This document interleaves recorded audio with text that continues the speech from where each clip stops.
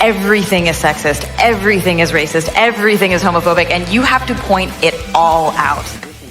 Just when I thought I was out, they pulled me back in. Huh? Zappuccino. All right, it is Thursday night in Tooney Town, and that can only mean one thing. It is time, folks, for the one, the only Tooney Talk TV. Folks, my name is Marvin, and I'm the Movie Monster, and we are excited to bring you guys a new panel here tonight that are going to bring you around the world of pop culture in 80, well, not 80 days, but, you know, thank you to everyone who's here. I know the Game Awards are going on currently, so I'm competing with Jeff Keighley. If we have less people here tonight, it's going to be one more reason for me to hate that man's absolute guts. But someone whose guts I do not hate, my co-host with the most melanin on the panel.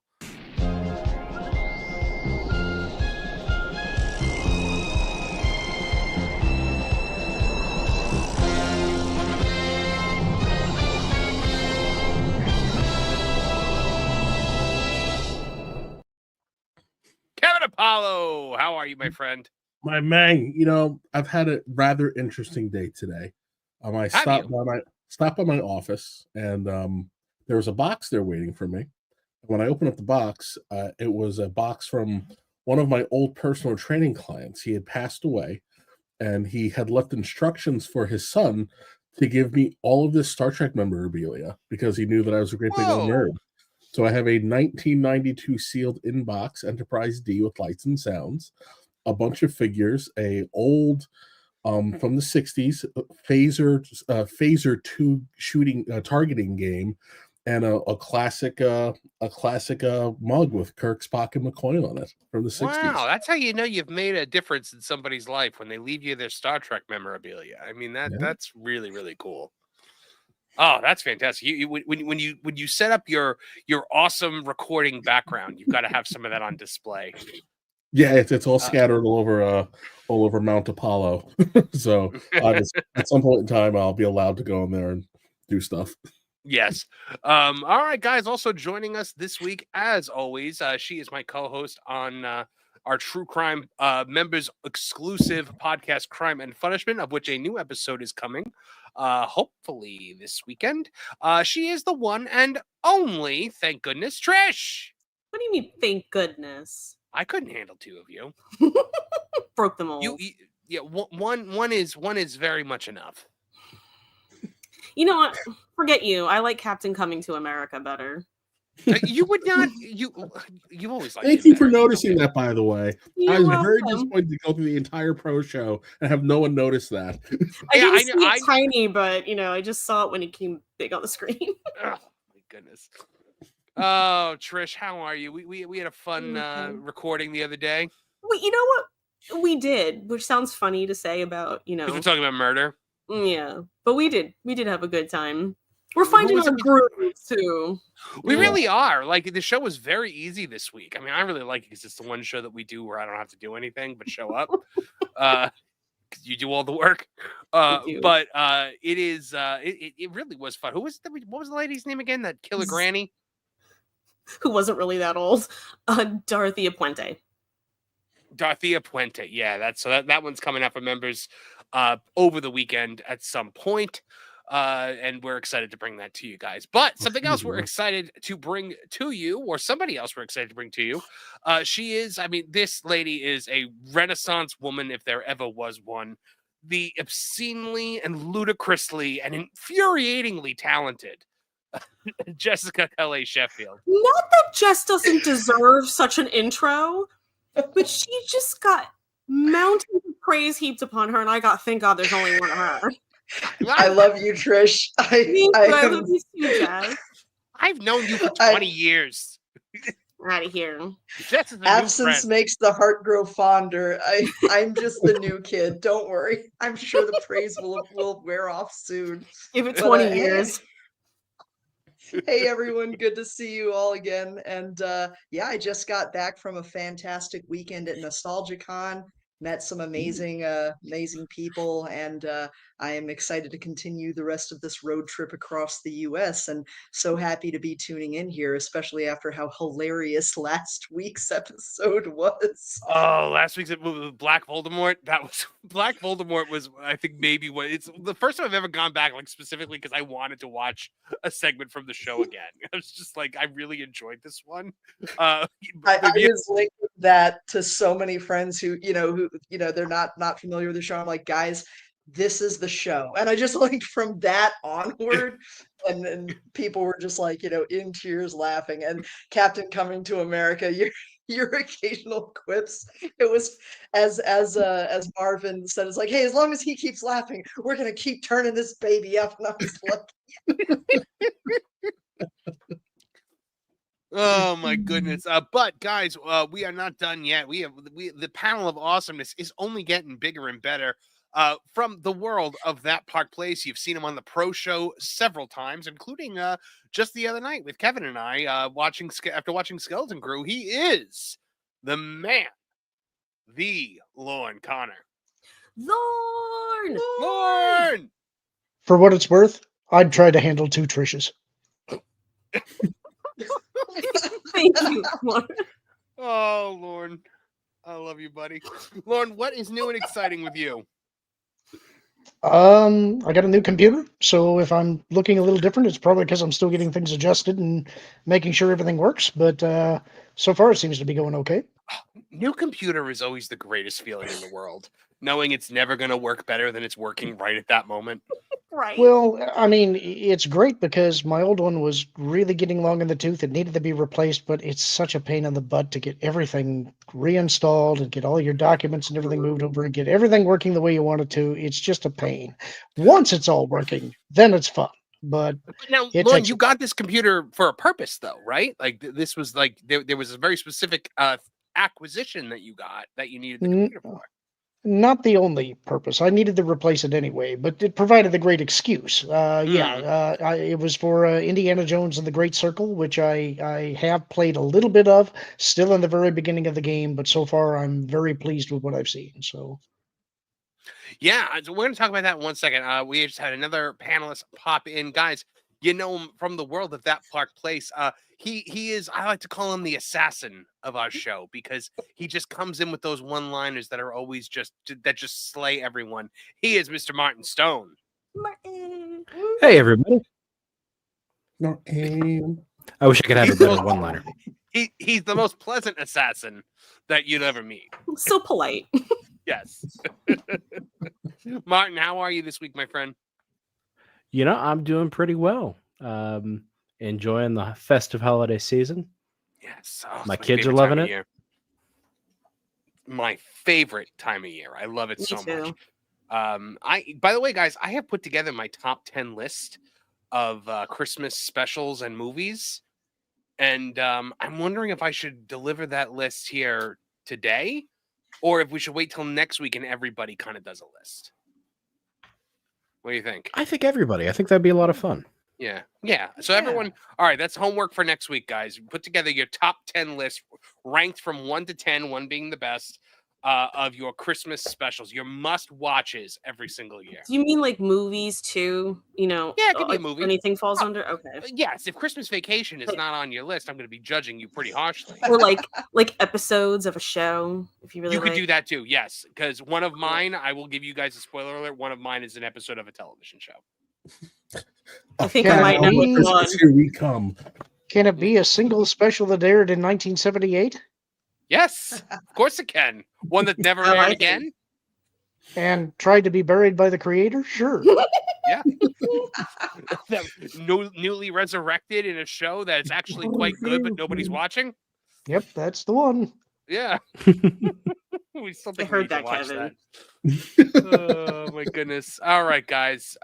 So Lauren, I want to hear before we jump into the meat and potatoes of the show, I want to hear a bit about Indiana Jones and the Great Circle and your first. I know you're not that far into it, but so here's the thing: everybody thought this game was going to be an unmitigated disaster. We saw the creative director pop up wearing the rainbow shirt and being like, "This game is for modern audiences," and everybody was like, "Oh, here we go." but everyone owes this person a huge apology, apparently, because I've heard nothing but positives. And you, Lauren, as the biggest Indiana Jones fan that I know, everybody likes to say that Lauren is the Star Wars guy. And Lauren is the Star Wars guy, but more so than that, Lauren's the Indiana Jones guy. Lauren's the guy you go to for Indiana Jones. And I got to know your opinion. So I had mixed feelings about this game because as soon as they announced it, I mean, they actually put a teaser trailer out, I think it was like 4 years ago, that basically showed nothing. And then they went completely dark for the longest time. Mhm. And when they finally came out with a teaser trailer, I think it was in February of this year or so, I was really excited. But there were a couple of things that made me nervous. One was the first person perspective, because I'm used to seeing Indy in third person in most of the games that he's been in. And I wasn't sure that first person was the right way to go. I did see the behind the scenes stuff that you're talking about that had a lot of people worried that this was going to be woke. And knowing society as it is today, that was a concern of mine, but it didn't rate as highly as normally it would when I see that kind of thing, because they weren't trumpeting it, and everything that they showed looked relatively straight. Now, I understand that they may deliberately be trying to suppress that so that they don't impact their sales, but I still kind of had a feeling that maybe this was going to be okay. And as the time to release got nearer and nearer, I was debating with myself, am I actually going to do this or not? And ultimately, it's Indiana Jones, and there was not a way that I couldn't. I talk about Star Wars way more than I talk about Indiana Jones, but Indiana Jones is my favorite cinematic character, and I adore this character and this world more than just about anything, and I had to have it whether it was going to be good or bad. Um, and as you mentioned, that's part of the reason why I have this new computer, because it wouldn't have run properly on my old one at all. I'm maybe, let's say, an hour to an hour and 20 minutes into the game. I don't know if you mind some mild spoilers, just the very intro stuff, or do you want to avoid all of that entirely? I don't mind. I don't mind it. If anybody mind doesn't want to hear it, they can mute for a minute. Okay, so you've probably already seen some of the footage. I'm pretty sure, but the opening of the game is a complete recreation of the opening of Raiders, and it is astonishing how close they get to the actual film. It's not going to be perfect. None of that stuff is ever going to be. There is one minor thing that kind of irritated me that was not accurate to the films, and that is after he's retrieved the golden idol and he's running and trying to get back outside the temple. You know that part where Satipo basically betrays it, tells him, throw me the idol, I throw you the whip. Mhm. And he kind of double crosses him. Indy's got to jump across the chasm. The door is closing and he's got to get under it before it closes. He does that. In the movie, he has to reach back under that closing door and retrieve his whip and pull it out. In the game, it's his hat. And that's a minor thing, but it bugs me because you've already done everything else here so close to the movie. Why would you do that? But they did. Right. The upshot of all of this is it's a dream sequence. This is Indy reflecting back on that first adventure, because this game takes place in 1937. It is immediately after Raiders. And the hook for the game, in a way, is that Indy and Marion have split up again. And he's not dealing with it particularly well. And so he's been drinking along with Marcus, and they fell asleep late one night. He's had this nightmare where he's reliving that opening sequence, and when he wakes up, it's a dark and stormy night at Marshall College. And he kind of shakes himself awake. He sees that Marcus has passed out across from him. He's kind of getting himself settled a little bit, and he hears a noise and this mysterious shadow moving behind him. And he goes to investigate. He thinks there's probably some kids that are kind of pranking around in the college, and he's a little grumpy about it, saying that some kids are going to get expelled for this. And what he comes to find is when he gets to one of the main galleries with Egyptian artifacts, there's this giant man kneeling on the floor, praying in what sounds like Latin. And Indy says, "Hey, pal, you can't sleep here." And then this man unfolds, and it's Tony Todd. And that man is enormous. He is absolutely a giant. And Indy realizes that he's in for a little bit more than he bargained for. And there is a very brief fight, which Indy loses. And when Marcus wakes him up with some smelling salts, he realizes that a bunch of the exhibits have been smashed and that something is missing.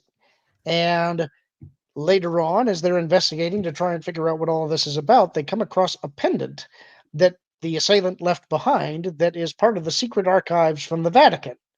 And that kicks off the adventure. And so Indy now has to travel to Rome and the Vatican to try and figure out what in the world is going on and why has this artifact been stolen. And that kicks off the adventure. It's a good hook. And I'm really sad that Tony Todd passed away before this came out, because I think I'm sure he would have gotten a lot of praise, and I think he would have deserved it. And I would have loved to have heard what he thought about appearing in this medium, because I'm sure he had a lot of fun. That's great. That's great. I am. The thing with me is I can't do first person. It's not an immersive gaming experience for me. I need it to be third person. It's why I'll never do this game. You know what? I would challenge you on that, because I sort of thought the same thing. I thought this wasn't going to work. And I can't quite explain to you why it does. What I can tell you is that they've set the atmosphere so perfectly, in the sense that, one, the environments in this game are absolutely gorgeous. It is a beautiful game. And this is not, it's not Wolfenstein. You're not going around gunning people down. They've talked about this. This is primarily a stealth game. And it feels like Indy sneaking around, trying not to draw attention. But when a fist fight happens, it happens quickly, it's loud, you have all the sound effects that you want. And more than that, one of the things the game has captured that I like, because it reminds me of Dougie Slocum's work on the original movies, is Dougie was great when it came to light and shadow and capturing that on the screen. And there's lots of times that you see Indy's silhouette, his shadow, as you're moving around. That's cool. It pulls you in, man. I think you might be pleasantly surprised if you did give it a shot. The only time I can do first person is when I'm working in VR. Jess, were you saying something? Yeah, well, I just wanted to say, as you were describing it, especially with the scene where he comes around the corner, he sees this guy praying. The first thing that entered my mind, based on you building this phenomenal imagery, is the scene from the original Mummy with Boris Karloff, when you come around the corner and you see him praying on the ground. And I'm just sitting here going, I have not played any new video games in years, but you're making me think about checking this one out. That sounds I'm telling phenomenal. you, companies should hire Lorne to be a hype man for things that he enjoys. I'm telling you, the system requirements are steep for this, and that's a little bit of a knock against it. And I can't sell the game completely because I'm not that deep into it. One of the concerns that people have, I think, is that Indy does have a female companion in this one named Gina, and I think people were afraid that she was going to try and show him up. And part of that is kind of amplified in one of the trailers, because she says something to the effect of, "Let's see if you can keep up, Dr. Jones," that kind of thing. There's a worry that there's going to be a girl boss element there. Yeah, but you know what? Things like that used to be like just like a sassy moment. That's like a flirting line. Yeah, back then that was a flirting line, but nowadays people see it and the antenna goes up, because I think everybody is so on edge, just waiting for the Rey Skywalker situation to rear its head. Well, we've been conditioned to expect a bait and switch, and I have not gotten to the point where I've met Gina yet, so I can't speak to what her personality or her role in the game is like, because I honestly don't know. One of the things that is interesting about the game, that is kind of a side note, is there's the main story path, but it is a semi-open world game. And I was playing a little bit this morning before I went to work, and I'm starting to get a sense of the scale of some of the open world areas. The Vatican's big, and I was getting a little lost and not quite sure where I was supposed to go. I'm still kind of trying to learn how the systems work and figuring out how the map works. But I stumbled across some things that are side content. They're mysteries. There are different levels of these. Some of them are called mysteries. I don't remember what others are called, but they are things that you can choose to explore. You don't have to. They're not necessarily sailing to the main point of the game. But if you want to, I mean, if you're one of those guys who has to see every single tomb and raid every single artifact, that gives you lots of things to do and lots of places to go back and backtrack and explore. And that's another thing that I like, because when it comes to these type of games, I'm a completionist. So I like that stuff. I have never been a completionist in gaming, but someone who I believe is probably a completionist in gaming is our next panelist from the world of his own YouTube channel, which I like to call the Nolan Thunder Experience, but it's actually just called Nolan Thunder. And that game place, he is the one and only Nolan Thunder. You better be paying good money for the Nolan Thunder Experience, or else I'm leaving. That's right. Know your value, Nolan. Top dollar here. Top dollar. How's everyone doing? Doing all right, my friend. How are you? Well, I see Martin rejected the Nolan Thunder Experience. Wise man. He was like, Nolan's here, I'm out. What I wanted to say, though, to your point was, yes, I do. I have OCD tendencies in games, and unfortunately, it's not a blessing. It's actually a curse. I want to actually move along and get more progress on all these games, but I'm like, ooh, there's a little corner of the world I still haven't explored yet. That'll probably just have a one-up mushroom. I must see it. And then it takes me like 40 hours to do something you could have done in like 2 hours. It's awful, and I hate it. Oh, my goodness. Well, guys, we have got a couple super chats to get into before we jump into the news this week. First of all, you and Cumia gifted 5 Tooney Town TV memberships. It's very kind of you, you and Cumia. And then another one, bringing the total up to 6. So thank you very much, my friend. That was very, very generous of you. We really appreciate, we love turning the chat green. Tooney Town TV members get a lot of great perks, so we love getting to share more of those perks with more of you guys out there. So I encourage you guys, turn that chat green. It might not be easy being green in some instances, but here it's the easiest thing you'll ever do. John Williams for $4.99 says Lucas would have never sold Star Wars to Lucasfilm if he knew they'd make Life Day canon. I'm shocked it wasn't like in the contract. You can never do anything with this. I was shocked on a I don't remember what stream it was the other day, but I found out there was Life Day merch that Disney sold, and I was like, I literally thought there was like 2 things in the contract. 1, you don't mention the holiday special. 2, you never re-release the original theatrical versions of Star Wars. Yeah, Nolan, I have coffee right now on my desk in a Life Day mug. Where did you get that? I got it at Disney's Hollywood Studios. That still blows my mind, because I'm from the days of you find that thing in a bootleg convention organization, I went to Walker Stalker Con one time. It was a convention for The Walking Dead. And when I went in there, I saw they were playing the Star Wars Holiday Special on the con floor, projecting it onto one of the empty walls. My God, I couldn't believe it. It was right around Christmas time too. So I'm just really picturing like George Lucas is just in the audience coming out with like a hatchet or something like that, trying to destroy the film. See, my thing, and this is where I get really annoyed. I'm like, why don't they do like a holiday overlay of Galaxy's Edge for Life Day? Because the rest of Disney's Hollywood Studios is so well decorated, and I mean everything. Toy Story Land is decorated. The Muppet Courtyard is decorated for now. Sunset Boulevard is decorated. The Hollywood Boulevard's decorated. Everything is decked out except for Galaxy's Edge. And I was like, man, I'll counter that, because they did for Christmas. Didn't you see the Christmas tree they put in there? No. On the Millennium Falcon? Oh, yes, I did see that. I did see that, and the foliage that was growing out of the front of it, which I snapped a few pictures of the last time I was there. Yes, guys, Disney wants to charge you all this money for this premium experience that you're supposed to be getting, and they are allowing the Millennium Falcon to grow into such disrepair that plants are starting to grow out of it. So, Oh no. What a piece of junk. yeah, well, what a piece of junk.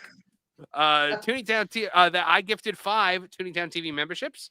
So hopefully you guys enjoy those who got them. And GPS with $5 says, if the opening sequence is a dream, then not every detail will be remembered. The hat might represent that. Oh, that's a very good point, Lauren.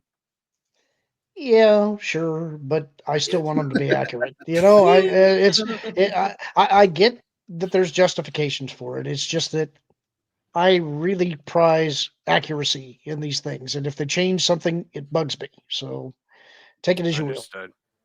Understood. I'm looking back because there was one comment that I wanted to point out. Oh, you and Kumia said Trish should be on the Tuesday show too. Kevin and I both agree, but that would mean Trish would have to watch wrestling, and we can't get Trish to watch wrestling again. It's a very hard commitment.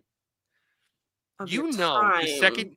Oh, you know what? This year we are gonna make you come on to our live stream of maybe the Rumble or WrestleMania. You watch that with us, and watch the Rumble with us. Do the Rumble pool with us. I won't know anybody, but all right. I call number 28. I actually think that'll be no. We pull it we pull it randomly, Trish. We put in money. We pull random numbers out of a hat or out of a virtual hat. I guess. I mostly said that to make Kevin laugh because I knew he would. Well, number 28 is the best number. I know. Statistically. I know. Yes, AEW Neckbeards is in there also. He's a producer of Tooney Talk Wrestling, and he says we need Trish on Tooney Talk Wrestling to watch a New Jack video. She's seen them all, I guarantee you. Kevin would have made sure of it. You know, while Lauren was giving his spectacular summation of the early parts of the game, I was so inspired to go to my Walmart.com purchase history to see when my premium edition was coming, and they canceled it today. What? No! Now I am scouring. Now I'm scouring Amazon because I want the bleeping globe. So yes, guys, that globe came with the game. Does the plane move? Like, can you move the plane to different various places, Lauren? The plane's actually magnetic, and there are a few places that it will stick, but the purpose of it is that the globe actually splits open. Inside there is a journal. It's blank, but you remember I told you that the hook of the thing is that he's not dealing well with the breakup from Marion. Right. And when he's getting ready to go to the Vatican, he opens up his suitcase, and it's the first time he's opened it since he was in Cairo, and he finds that she left a blank journal in there and has inscribed on the inside, "For your next adventure, Marion." And so the diary's actually on the inside of the globe. You also know that it's a Walmart pre-order bonus and not a GameStop one, because if it was GameStop, they'd just kick you in the shins. John Williams for $9.99 says the thing I was scared for in the Indy game was them bringing up the age gap between Indy and Marion, and they have Indy admit he was a creep, forgetting what time period the series is set in. Yeah, that is true. They don't bring that up at all, I guess, yet. Nothing that I've heard. And honestly, I think people make a bigger deal out of that than they really should. I understand that social mores as being what they are, that people have some issues with that, but we live in reality. Those kinds of relationships happen. And if I remember right, I think that she was 17 and he was 22, something like that. I'd have to go back and look at the actual ages. That's not outside the realm of possibility then, and certainly not now. So I think people make more of that than they should. I agree. AEW Neckbeard saying I think we should all hit that like button, and I tend to agree with AEW Neckbeards on most things. He is the wise man after all. So maybe you should all hit that like button and make that happen. Also, just gave AEW Neckbeards a mod wrench so that he could be a moderator now. But the Enjoy the work. Guys, yes. Welcome. Get to work. No, I'm kidding. All right, guys, we have got some news to get to this week. We do have Rachel Zegler news later on because, oh boy, is that insane. But while Lauren is still here, I did want to talk about Skeleton Crew. Martin, welcome back, my friend. Hey, thank you. I had to fight off hordes of demons to get here. I figured as much. I'm glad you. Did you do it with a double-barreled shotgun? That's the only way to do it. Groovy. This is my boomstick. I like the idea that Martin shows up and the Doom music just follows him. All right, guys, we need to talk about Star Wars Skeleton Crew because now here's the thing. I know myself, Kevin, Lauren, we are all enjoying this show. However, not a lot of people are watching the show, and that's the problem that the show is having. So this from That Park Place, written by myself. While many viewers voiced critical approval for the new Star Wars spin-off show Skeleton Crew on Disney+, the show's viewership did not reflect those glowing reviews. It failed to crack Luminet's top 10 streaming originals for the week of November 29th to December 5th, and that was with 2 episodes, guys. And the way they decide the top 10 is it's minutes watched. So interestingly, Disney and Hulu had no streaming originals in the top 10 for that week. Netflix, Paramount Plus, Prime Video, and Peacock claimed all 10 spots, leaving Disney notably absent. Now look at this, guys. Paramount Plus, kind of the redheaded stepchild of streaming, right? Like I think everyone kind of thinks, oh, Paramount Plus, that's the big failure. Look at this. 1, 2, 3, 4 in the top 10 that week. And they're all Taylor Sheridan shows.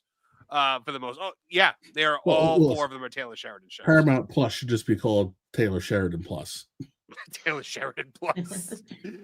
So interestingly, Disney and Hulu, the outcome spells trouble for Disney and Lucasfilm.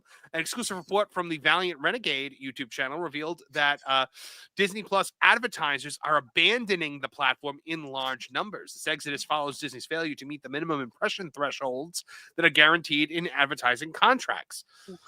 And I do have that article ready to discuss as well, because I think that's also very interesting. Now, Skeleton Crew premiered on Monday, December 2nd with 2 episodes, combining for a runtime of approximately 75 minutes. Looking at the top 10 streaming shows of the week, it's striking that Paramount Plus secured 4 spots while a new Star Wars property failed to chart. Now, comparing numbers from Tulsa King Season 2 further underscores Disney's challenges. The show's finale aired 2 weeks before the measurement period and yet still outperformed the first 2 episodes of Skeleton Crew. 2 seasons of Lioness also outdid Skeleton Crew, occupying 2 positions in the top 10. And Peacock's The Day of the Jackal ranked 10th with 332 million minutes watched. Now, for Skeleton Crew to chart above it, the show, at a combined runtime of 75 minutes, would have required 4.426 million households watching, and it fell short of that mark. Disney has not issued an official statement on Skeleton Crew's performance. While the company often attempts to put a positive spin on disappointing results, it seems that there's little to celebrate in a galaxy far, far away. And I'm just going to keep the shot here on Neil because I love Neil. He's so cute. Guys, he's adorable. Is he a baby elephant? He's kind of not Rebo's illegitimate son. No, and I don't think he is. I don't think he's a member of Max Rebo's race. Lauren refuted that right away. Yeah, I thought he was, and it kind of bugs me that he's not, because he definitely looks like he should be. But I am kind of curious to find out what he is. Yeah, absolutely. It's a shame, and it's kind of like the Andor situation where it's like, well, when Star Wars finally hits on something, nobody watches it. And you'd think, like, if you look back in the day, like I remember if I was a kid and they were like, hey, it's Goonies in the Star Wars universe, I would be like, oh yeah, cool. Like, it has a Space Cases vibe to it. Do you guys remember Space Cases? Yeah. Anybody remember that? Yeah, I remember Walter Emmanuel Jones. When I met Walter Emmanuel Jones, who played Zach on the Power Rangers. He was the Black Ranger, who was also black. Cool. And I got to talk to him for a little bit, and I asked him, did Kevin laugh at that one? Because, that's how I know him. I talked to him for a little bit, and one of the first question I said, I got to ask you a question, man. And I think he's assuming I'm going to ask him about Power Rangers. I said, when we get in space cases on Paramount Plus or on Blu-ray, and he said there's something going on where they won't release it, and that show was really good. That show was darker than you thought it would be. Had George Takei as a villain, and you don't even realize it's George Takei. Yeah, he was Warlord Sounds Shank. amazing. Oh, Nolan, you never saw it. It is a it was a Nickelodeon show, and it was about kids who like the space cases who are like essentially they are the ones who they're like the misfits of like the Space Academy, and they venture onto a ship, and hilarity ensues because hold on, I'm trying to find the Space Cases intro here so I can pop it up. Like all Canadian children's show from the era, it had Jewel State. Yes. All right, here it is.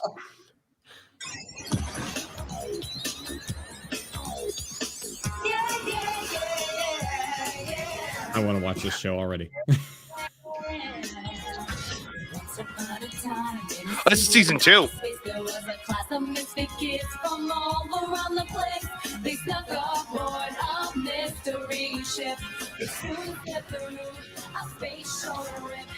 I miss theme songs that fill you in.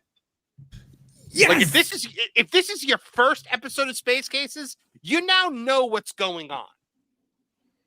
You didn't have to study like 5 seasons worth of show or 2 spinoffs just to understand it. It just tells you right there. And now, since they already told you all the backstory, they have to wow you when the show actually comes on. Mm-hmm. It's so much more fun. Harlan Band. Catalina. Radu from Andromeda.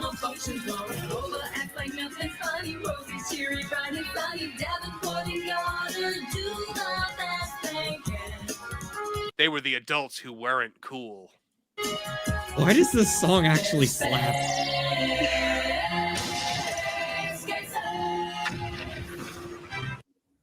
Guys, this show was awesome. I miss this show so much. Did the end of that song get you, Kevin? Yes, along with Nolan asking why the song slaps. It was too much.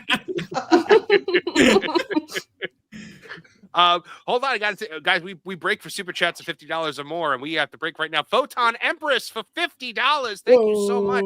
Whoa. In my opinion, it's too little, too late. There was too much bad Star Wars to get to here, and I have no desire to watch any new Star Wars. They broke me, and I don't think I'm the only one. I don't think you are either. You can't be here. Yeah, and I think that's hitting it directly on the head. In fact, I would even go as far as to say that's right. Meow! That's right. Hold on. You know what? I have to play a clip for $50 super chat. So here's one more. This world will beat you down, beat you with a stick.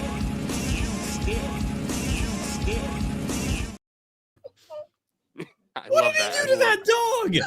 Oh, you never saw that, Nolan? Where have you been, Nolan? We've played that clip a million times. Been here. It's literally just happening in the background. It's not a part of the movie. This guy is just throwing a dog into a lake. He was so traumatized that he's blanked out 2 months worth of content of this show. That dog is having the time of its life. Of course he is. Of course he is. That dog was like, yay, I get to swim now. This world will beat you down, beat you with a stick.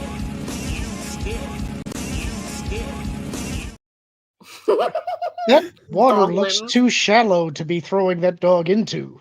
That looks like he just slid.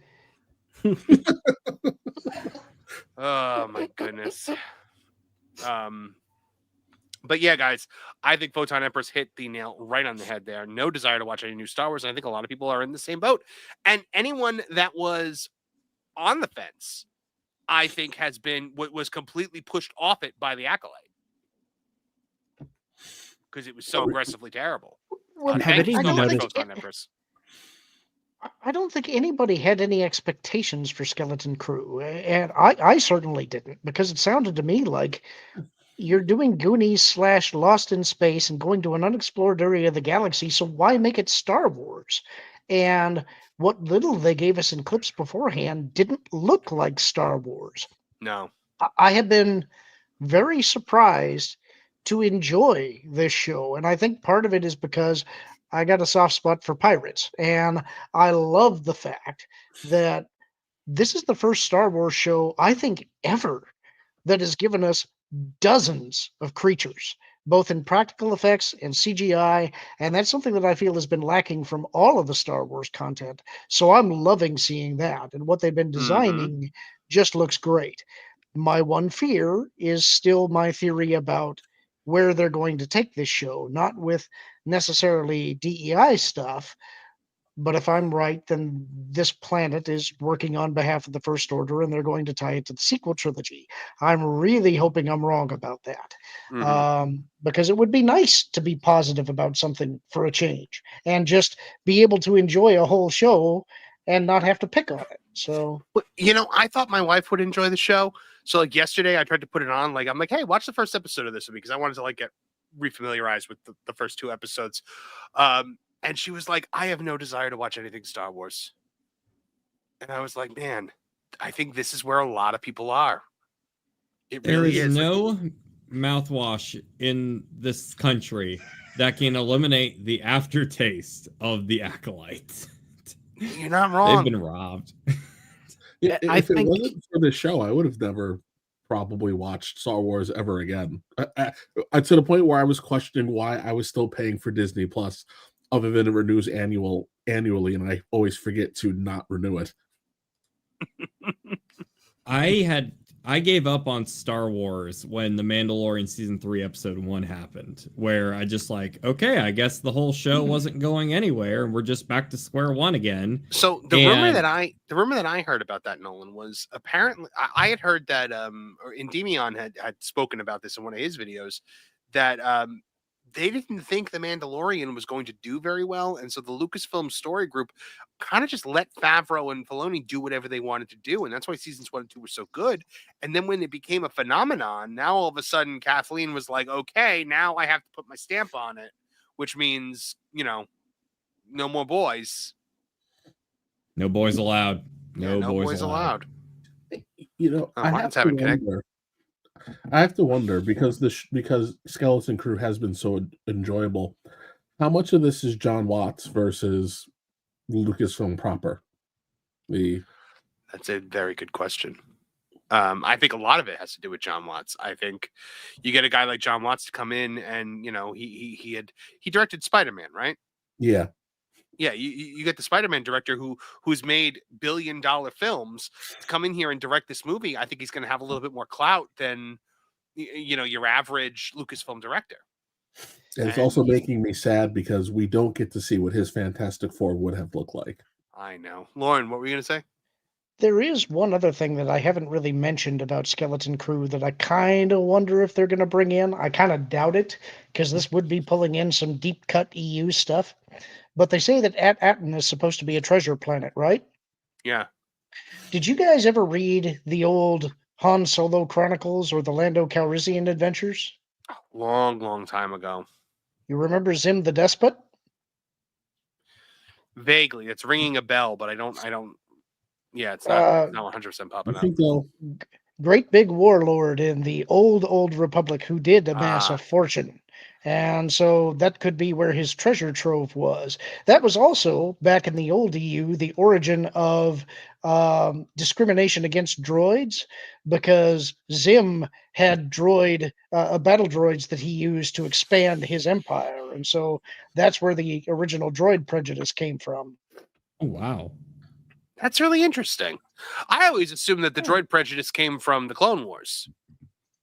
No, it was way back farther than that. And in fact, interesting. One other way that could tie in, if they did want this to be a treasure planet for Zim the Despot, is that you'll notice, again, this is a closed society, and those safety droids seem to be the one running things. So just keep it in the back of your mind.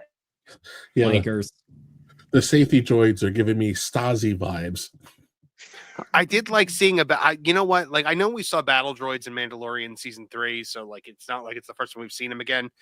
But I liked seeing the battle droid on Skeleton Crew this week, and I'm like, that might be one of the first times the battle droids have ever been like a physical like presence on the screen instead of being a wholly CGI character, because that was a physical battle droid. That is fantastic news. I'll say, as someone who hasn't seen the show yet, like I had a similar kind of hype, when you guys remember in Obi-Wan, the show, how when they were having the flashbacks to Order 66, correct me if I'm wrong here, anyone, but I believe that was the first time we actually got to see the prequel clone troopers from episode 3 with actual like physical armor and practical effects. It was actually really refreshing.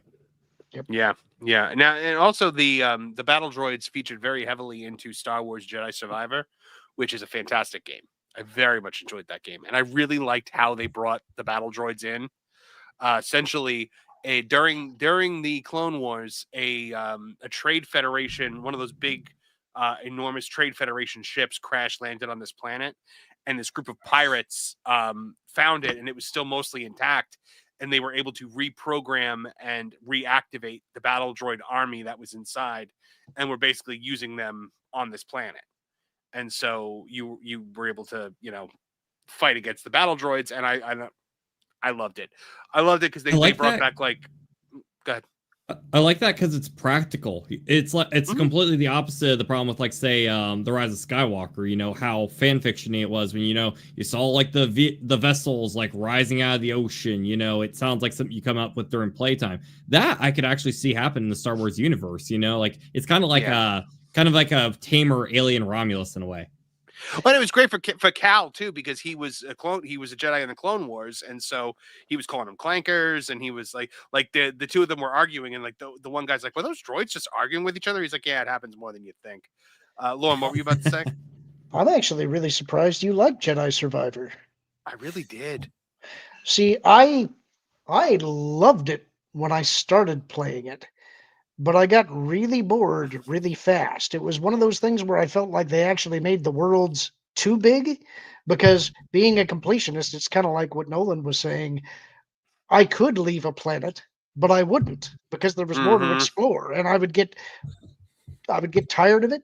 And the villain was not compelling to me, and all the High Republic stuff, it was like, I just hate this. I would rather. Well, I was with you at first, and then you take the villain out, and there's still more game to go because there's another villain that pops up, and I like that villain a lot more. I mean, the game's been out for forever. So should I just say who it is? I don't know. I hate getting spoiled, but I kind of abandoned the game. I got to. Have you abandoned the game?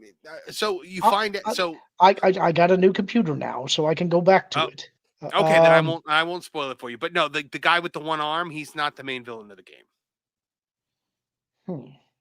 Somebody else pops up, and you're like, "Oh, okay." It's not a classic character or anything, but Vader had a really cool scene in this. You actually get to fight Vader for the first time. What I really hoped was that they were going to continue to follow on the story of the Zepho, because I was really interested in that from the first game. To me, these were like this new canon's version of the Rakata, and I wanted to learn a lot more about them. Yeah. Oh, well, maybe they will. There's definitely going to be another one. So yeah, but it makes not. Money but Sig has left the studio, and that makes me real nervous, because he was the guy that was directing all of that stuff. Yeah, that's true. That's true. While we're on this subject, I wanted to kind of piggyback onto another subject before we get to our super chats. Disney Plus advertisers are abandoning ship as Star Wars and Marvel shows underperform. Now, Disney Plus is facing significant challenges as advertisers reportedly pull their campaigns from the platform. The streaming service's original content has failed to meet the impression thresholds outlined in ad contracts, creating dissatisfaction among advertisers. The ad-supported tier of Disney Plus was intended to solve the company's streaming challenges. However, low audience engagement with major Star Wars and Marvel shows has led to below-average impressions. In response, Disney is reportedly trying to shift advertisers to broadcast television in an effort to retain their business and avoid costly refunds. refunds. This issue came to light recently by the Valiant Renegade YouTube channel. Valiant was joined by Kiss My Grits, aka KMG, who is an advertising professional speaking anonymously. That's a fantastic name. I'm sorry. It's the best name ever, isn't it? I love that I work in a field where I get to quote people with names like Kiss My Grits. But he's an advertising professional speaking anonymously and provided insight in Disney struggles. So he said, basically, what is happening with Disney Plus is struggling right now to fulfill the obligations that it's promising to its advertisers. He was citing conversations he had with industry contacts in New York City. And what I mean by that is whenever you agree to advertise on a platform like Disney Plus, you are always guaranteed a certain amount of impressions. Well, Disney Plus is struggling to fulfill the obligations that they have been promising, so they're under-delivering by vast amounts on several of the campaigns that are running on that platform. And as a result of what is happening, the advertisers are clearly not happy. So they're pulling money from those campaigns. They're saying, all right, if you're not meeting the delivery you promised me, I'm placing the money elsewhere. And then KMG further explained that advertisers have lost faith in Disney Plus as a platform and are redirecting their ad dollars to cable and broadcast networks, which is insane to me because streaming is supposed to be the big thing, right, guys? We've been told repeatedly, cable and broadcast networks, those are those are fossils.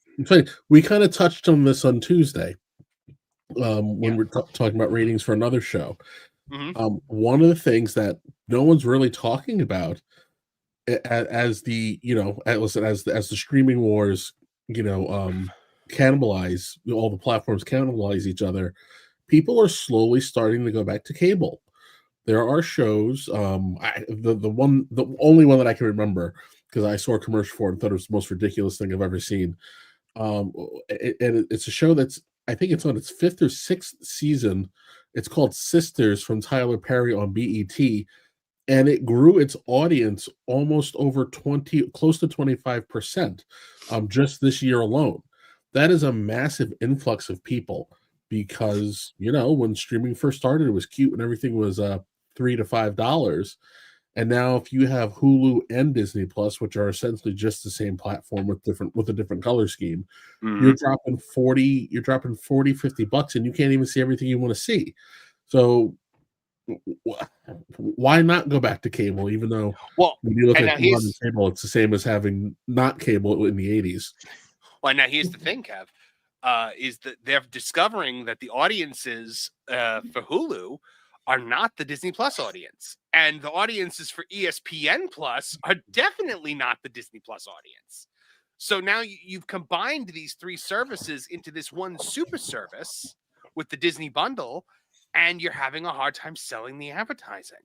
Yep. Because they're trying to put it over as, it's this big, huge thing with all the Disney Plus subscribers, all the Hulu subscribers, all the ESPN subscribers. And they're like, well, the ESPN people are not going to watch The Acolyte, And the reality is they're not getting the same kind of bang for buck, so to speak, as they did when they used to get, satellite television or cable deals and stuff. I was watched them the other day, and it was talking about how collectively this guy did the math of how with just like the NFL, if you're trying to watch all the different teams and catch all the games collectively, if you're trying to go by the most ideal way, it came to $800 of what you'd be paying just to get every team's package. It was just pure insanity.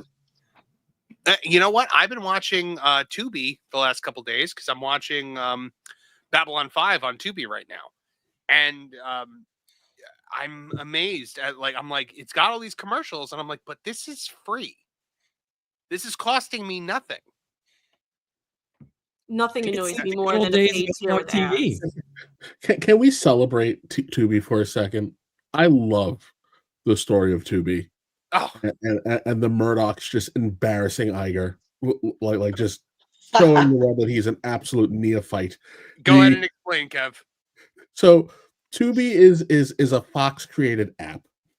It was created off of the absurd amount of money that they collected from Disney. So what does Tubi do? Fox goes and makes Tubi, says we recognize immediately that this streaming without commercials thing is absolute rubbish. It's nonsense. You're going to go bankrupt. So they sell all of their property, all their property Disney stuff we haven't even touched in decades. We're never going to get to it because we have so much of it. They drop the platform. They go, hey, we have a new streaming service. How about you pay us to show our old stuff on our new app, and we'll make more money than you? And all of these idiots signed up for it, dumped their stuff on Tubi, and made it the most profitable streaming service out there. And everybody has it, and it's bloody free. While Disney Plus is just, the band is just playing while the Titanic is cracking in half. The only thing missing is Bob Iger bouncing off the propeller. Well, you know what? It is. I will say it is not the most profitable. It is probably, I think it was number 5 last time I looked at the chart, but it had eclipsed Disney Plus, and that was the funny thing, because the Murdochs, that was the Murdochs, like, final joke was complete. It's still being outdone by Netflix, still being outdone by, I want to say, Prime. And I know the biggest one, if you count it as a streaming service, which I do, YouTube is far and away the biggest one. That's true. Did you see they raised the prices of YouTube Live again? Oh, It said $82.99 a month, if I remember what I read right. I thought it was going to be $85. When I got YouTube TV back in like 2017, it was $35. Mm-hmm. That was what I read. The thing said where it started. Photon Empress is speaking to my heart right now. Humans and aliens wrapped in 2,500,000 tons of spinning metal, all alone in the night. Babylon 5. Babylon 5 is an amazing show. It does not get nearly the love that it should get. I am kind of glad that the CW reboot fell through when the CW crumbled to dust, because I don't want to see what modern J. Michael Straczynski would have put together there. Yeah, I just not to go too off topic. Go ahead. I was going to say, not to go too off topic, but can we just celebrate the fact that all CW reboots have completely fallen apart? Like that Powerpuff Girls reboot, I've heard things from that script. It was one of the worst things I've ever heard in my life, and I think we were in a good timeline that we were spared from that. There was a period of time I legitimately enjoyed watching multiple shows on the CW. I was not afraid to admit it. I don't care. And then at some point, all they had left for me was Supernatural in its last season, and I was done. And there was nothing else on there anymore. I will say Superman and Lois has been just a revelation of awesome.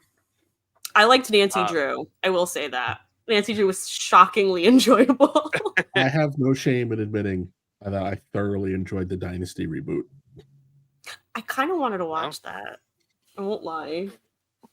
Did you guys see what they ended up doing? Like what Doomsday's final form looked like on that show?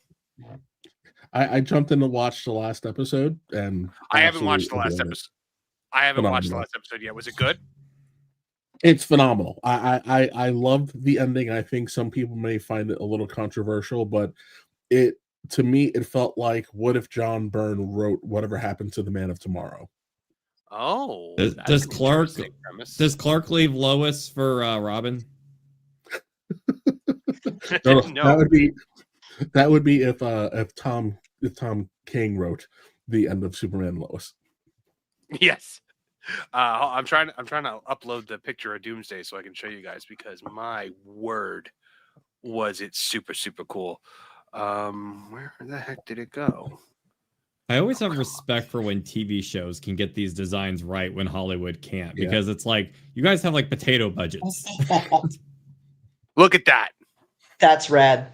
Yeah. And the picture doesn't even, the still shot doesn't even do it justice. Yeah, I get not giving him the long hair because that's probably a pain in the butt to animate. But he looks perfect, and it was a slow build because basically they turned Bizarro into Doomsday.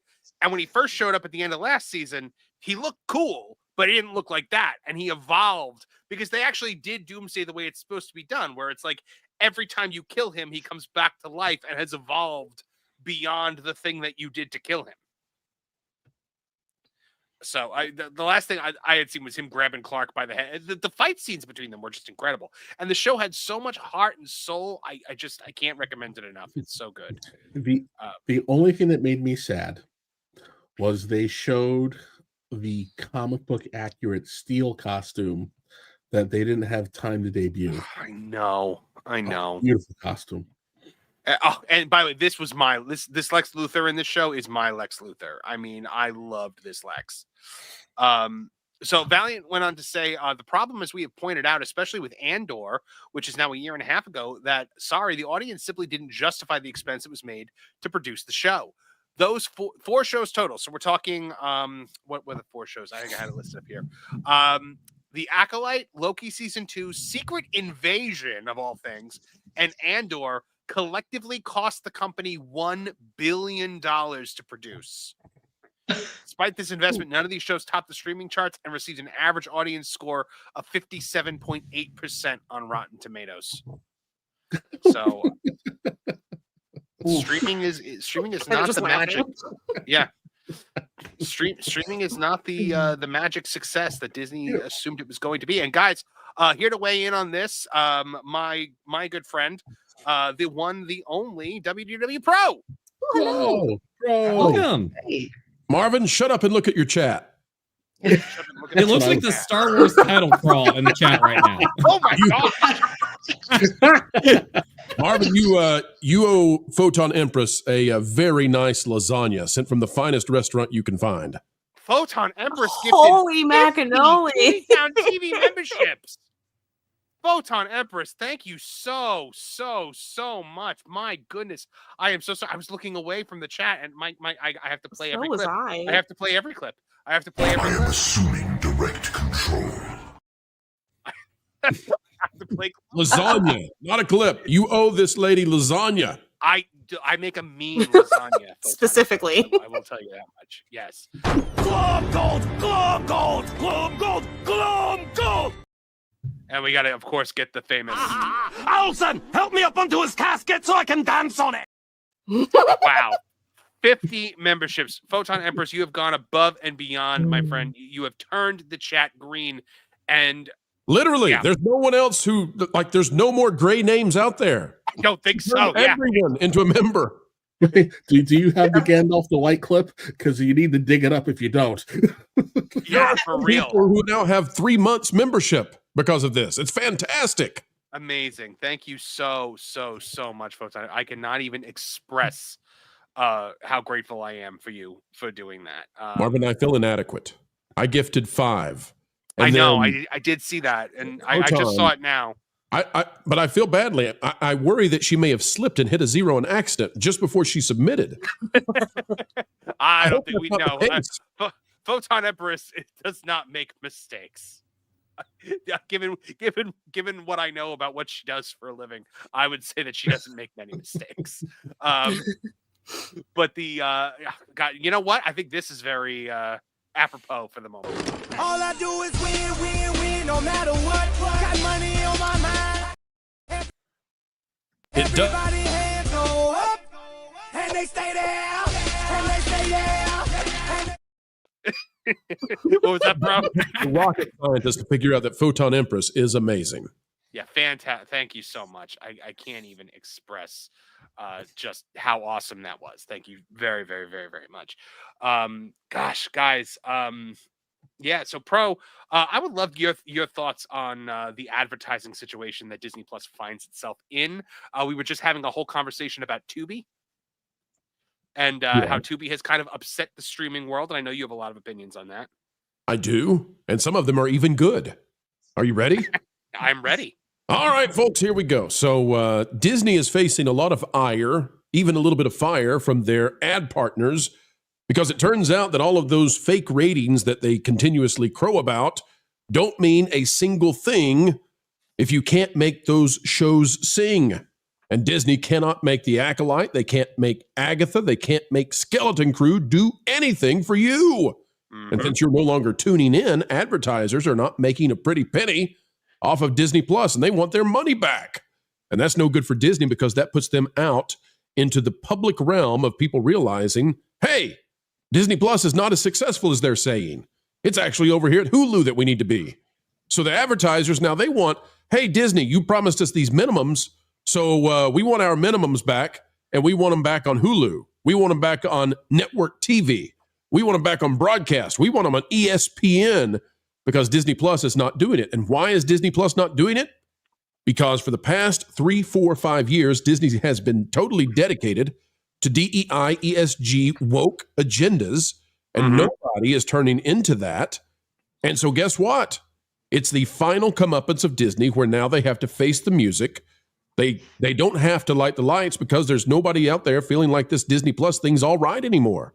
They must completely change the page. And by the way, the fact that Skeleton Crew is so good and nobody is watching it, Lauren can attest to this. It's not bad. Now, as a kids show, I agree with Jonas that as a kids show, the fact that they're sneaking stuff in there can't make parents feel good. But as just a show itself, it's pretty good. You know, I gave it an 8.5 the last episode, gave it an 8 or something the first 2 episodes, maybe a 9. And so the fact that nobody's tuning in means that people have tuned out utterly from Star Wars, from Marvel, etc. The apathy era is here. 100%. I agree with you. I absolutely agree with you. You're contractually obligated to do so. I am, yeah. As a representative of that marketplace, it is actually in the contract that I have to agree with everything that you say. But yes, the only way. I'm sorry. Go ahead, Kev. I was like, the only way to make what Pro said better was if we were playing "My City Was Gone" in the background while he was doing this. I like it. By the way, you can tell that I'm feeling better. By the way, for those of you who Valiant Renegade gave it away, that I was not feeling well over the weekend, and now, by the way, Valiant Renegade had kidney stones. I get to do it to him now. Valiant was doubled over in the fetal position earlier today when they had to take him to the hopsicle so he could get those kidney stones. I know, right? And so Valiant, I now get to say that he's not feeling well. So folks, make sure you're generous to Valiant in the future and help him get his kidney stones a new home. But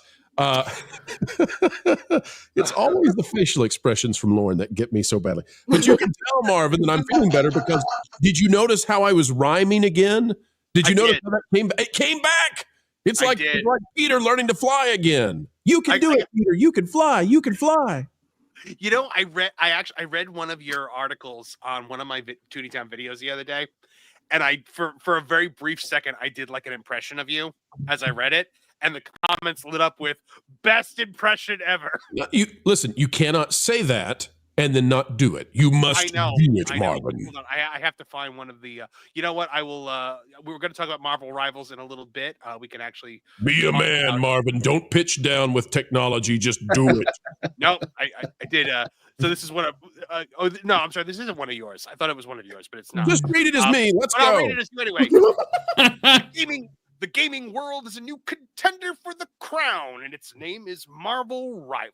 Less than a week after its highly anticipated release on PC, PS5, and Xbox Series XS, NetEase Games has announced an astonishing milestone.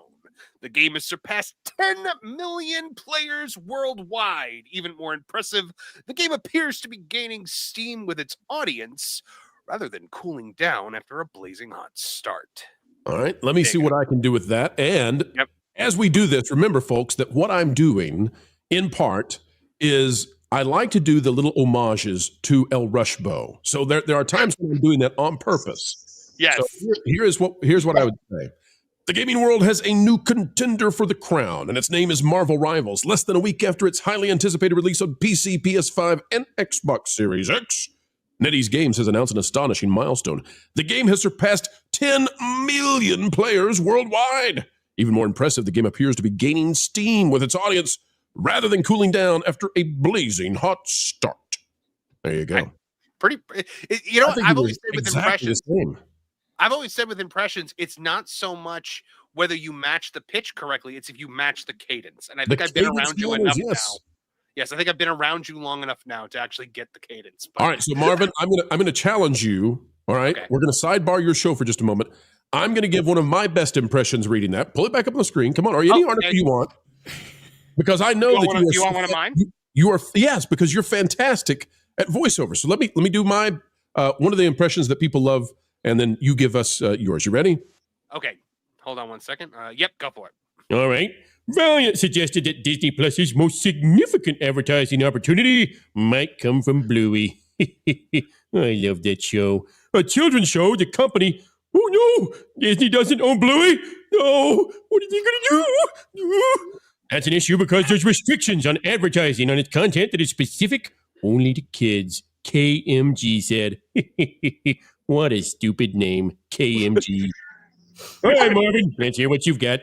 Okay, I'm going to have to break out one of my big guns for this one.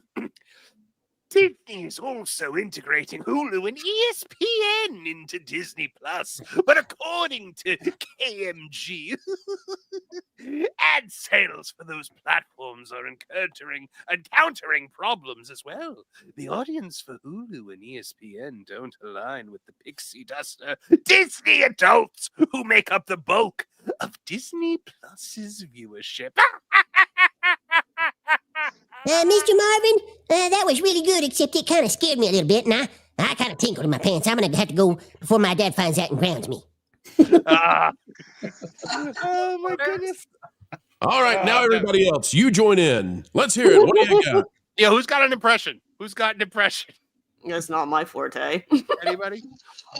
Oh, my goodness. I'm waiting for somebody who has a really obscure one. Somebody claims a name that they can do that nobody's ever heard of before, so you can't call their bluff.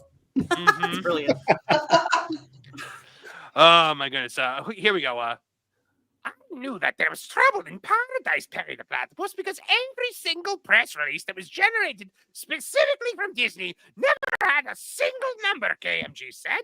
Not $1 amount, Perry the Platypus. And now the only thing the press really said, oh, we've increased our advertising by 15%.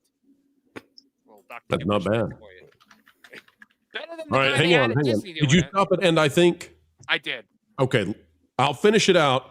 Not with George W. Bush, but with Will Ferrell playing George W. Bush. Are you ready? Oh, goodness. And I think it was very cleverly worded when it wasn't you increased your advertising revenue, Dick. Hey, YouTube, don't get us for saying Dick. That's Cheney. He's letting me do this right now. You just got more advertisers. You increased your quantity of advertisers. And if you do that, by the way, you'll stop the tourists that were coming in. So, very clever language, which Disney is totally famous for. Valiant added. There you go. Oh, it's amazing. Oh, my goodness. Jonas does a decent Kevin Pollak, the guy from A Few Good Men who does so many impressions. Oh, no. Which is kind of meta. The guy doing impression of a guy who does impressions. Don't say Jonas' name 3 times. He'll appear. Don't do it. Get up here on Tuesday night. You know how exhausting it is to have to interrupt Jonas because it's a bit now? I mean, the amount of times I have to do it, it's just, it's too much. I'm traumatized. Well, today he even got interrupted by a children's TV icon face from Nick Jr. It's contagious. Yeah. So, it was a whole big thing. All right, oh my goodness, we have super chats to get to, guys, and I've been neglecting our wonderful audience. I feel like Jonas is trying to summon Jonas. Yeah. You'll notice Lauren didn't raise his hand and say, "By the way, I've got a really good Ross Perot." Do you, Lauren? I do not. Can I finish? Can I finish? I was going to say, everybody doing Ross Perot is doing Dana Carvey doing Ross Perot. I could do Ross Perot back in 8th grade, but that's a long way back now. I knew it. Let's see. Iron Colo for $5 says, I nominated either Wesley Snipes or Dave Chappelle to star as Voldemort. It won't make sense, but it will make the TV series more memorable. Pro, what you missed last week was we had a whole thing where I said that they should make Quirrell black instead of Snape, because then Voldemort would technically be black on the back of Snape's head, but he's normally white. So Voldemort would then start, trying to be like, Dumbledore's always trying to keep a brother down. And we riffed on it for a good 20 minutes. Yeah, I think we should get Chris Rock. Chris Rock should be Voldemort. Then it could be something like, Man, that J.K. Rowling is crack-a-lackin', I tell you. Oh, look at you, Harry Potter. Come over here and face me right now. If they talk about you after tonight, they're going to talk about how you begged for death. This is the magical school white people used to go to. But then you can cast Jackie Chan as his counterpart. Oh. It's okay, guys. Remember, Kevin's laughing, so we're okay. You all are not diverse enough. It's got to be a black woman. That's Voldemort. Oh, that's true. Yeah. That's true. Cynthia Amanda Stenberg. That's her. Amanda Stenberg and Cynthia Erivo. Oh my goodness. And she kills Harry with a diss track. I would see that. Yep. I would 100% see that. Yeah, Luke Coppold. I sure need one. Luke Coppold for $10 says, I heard that the game is boring and the stealth is game breaking. Mahler's stealth killed a dozen people in the Vatican and left the bodies lying around and no one reacts. Lauren, have you done any stealth in the game yet? Yeah, quite a bit. And I will agree, based on the limited amount of time that I played, that the AI is pretty garbage. I did bump up the difficulty. I haven't been able to tell if that actually impacts the AI. I can tell that the enemies are hitting a lot harder. And I can see that if the entire game is like that, I can see the mechanic getting old probably in a hurry. So that is one worry. But I'm only an hour and 20 minutes into it, and so far I'm still enjoying it. So I can't really give you an impression until I've spent a few more hours doing this. And so that is one thing to watch out for. Mm-hmm. But that makes sense. Hold on. It's the Vatican in the 1930s. The Swiss Guard's going to cover that up. That's not a big deal to them. Yeah, this is realistic. All Yeah, the well, Vatican are older. It happens. That is one of the things you kind of have to roll with a little bit, because it's like where I was at last night is I was just sneaking into the Vatican and I took out every guard that was there and I was dumping them all in one quarter. And you end up meeting up with your contact there. The next day, you're walking around and all I could think to myself is, what did all of these guys tell everybody? You know, I'm out cold here. Is this Grand Theft Auto Vatican? Like, what is this? Are you trying to steal the Pope Mobile? They're trying to sneak. It's actually kind of interesting because they are paying attention to history here, because the Pope at this point is sick, and so there are political elements in the Vatican that are aligning with Mussolini, and there is actually a black shirt presence within the Vatican, and so that's part of what you're having to do is sneak in without being discovered. And so wait a minute. This is the indie game, isn't it? It is. I was just about to tell everybody. Yeah, this is Indiana Jones and the Great Circle, which Lauren is telling us is really good. I was going to ask though. You said they're killing guards. Are we talking about the Swiss Guard and the uniforms that Michelangelo designed? Are you killing those guys? No, and it's you're not killing them. You're just knocking them out and dragging them into a corner and tossing them into a pile. Sure, the same way Batman doesn't kill and stack a whole bunch of people in the Arkham games. Well, but Indy's not doing that with a Batmobile with guns. I mean, it's a little different. When Batman runs them over the Batmobile, they fly off screen saying, "I'm okay." Brain damage and paralysis is not murder. Oh, JPS for $2 says, I totally forgot about space cases. Thanks. You are very welcome. I'm happy to bring people awareness of space cases, or Nolan Thunder, who had never heard of it before. I'm telling you, man, that show was good, and it ended on like a million cliffhangers, which, you know, right away I'm Oh, that sounds like a 90s show. Can I just say that I find it disturbing that Lauren Connor is on top of Rachel Zegler's body? He's kind of growing out of her face right now. Yep. I think she's gotten hotter. Oh no. John Williams says, what episode does Blackballed the Pirate show up? Oh, well, this one right now.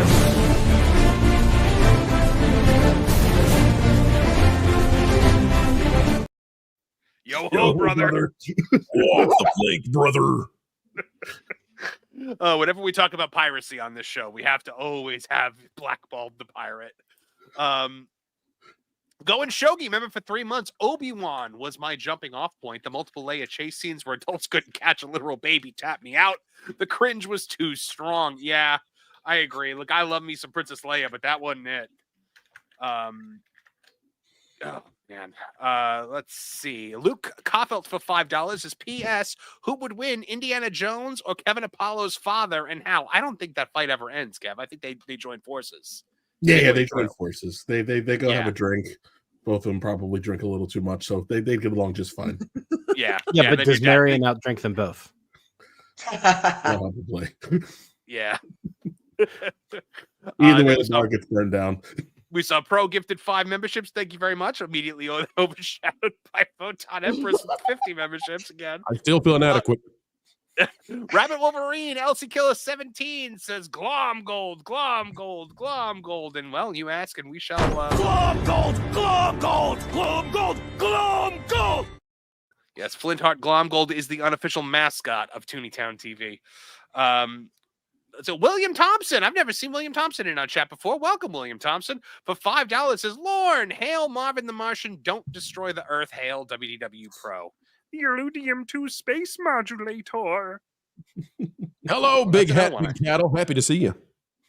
And of course, William Thompson then gifted 5 Tooneytown TV memberships. Thank you very much, William Thompson. That's really kind of you. We really appreciate it. Anyone that had not been turned green already is green now, and we love it because it is easy being green on this channel.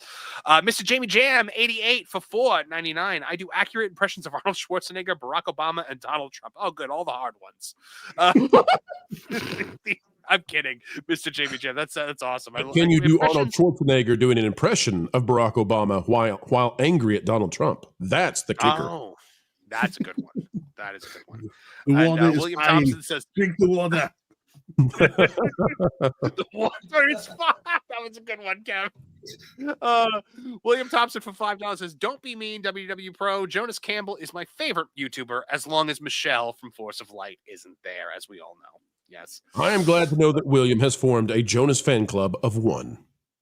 Oh, my goodness. The Jonas fan club of 1. Let's see. What do we have now? You know what? We might have to get on to our I got to point out, there's got to be at least 2 fans of Jonas because I assume that Jonas would vote for himself. Probably. You'd be surprised. Yeah, actually, I feel like Jonas would find that immoral or something, and he wouldn't vote for himself. Yeah, you're right. I forgot. Sin of pride and all that. Yeah. We have to give Jonas a hard time because Jonas just so utterly defeats Wilton every time Wilton attempts something. So, to keep Jonas' ego in check. But everybody out there knows he's the greatest producer on YouTube. We can't say it to him. Yes, absolutely. That was a long delay, Marvin. I Sorry, I was checking the private chat. Yeah, sure. Why don't you say I had a burp and I muted myself? And setting up our next story because we got to get into our title story of the day, guys. Because Rachel Zegler has set a new record for dislike ratios in a shocking way. This comes from Place, written by me with information from our dear friend WW Pro here. Disney's Snow White trailer has set all the wrong records. The YouTube video promoting the live-action remake of Disney's original animated classic has earned a record-setting dislike ratio in the wake of star Rachel Zegler's unhinged public meltdowns. The ratio eclipses those of the top 40 most disliked videos in YouTube history. As of this writing, viewers had given the film a staggering 727,000 dislikes compared to 28,000 likes. I think we need to do a live check-in to see what's going on with the Snow White trailer at the moment. Yep, so I can see if she's still buried under the dislike ratio. Well, maybe not any better. I don't know. Maybe there's been a whole bunch of likes that have popped up, and nope, it hasn't. 739,000 dislikes to 29,000 likes.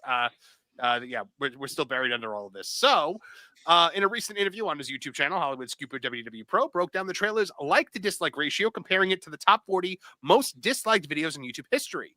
Pro revealed that the trailer had a 96.29% dislike ratio, which had since increased to 96.3 in the 3 hours between Pro's video being released and this article coming out.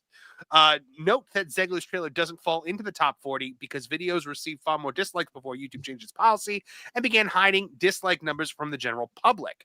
Now viewers need a special browser extension to see dislike totals on videos. The closest ratio to Zegler's dislike disaster was the Sadak 2 trailer at 94.86. Guys, there was actually there was actually one of them on that list was PewDiePie literally did a video that was like, let's see if this video can get 1 million dislikes. It must be emasculating to him that Rachel beat him. I think so. I think you literally make a video that begs people to dislike it. and Rachel still outperforms. Yeah, she's the first Latina woman to ever get that many amount of dislikes on YouTube. Oh, I don't think she's gonna get on that soapbox. She makes Rebecca Black look popular. Yep.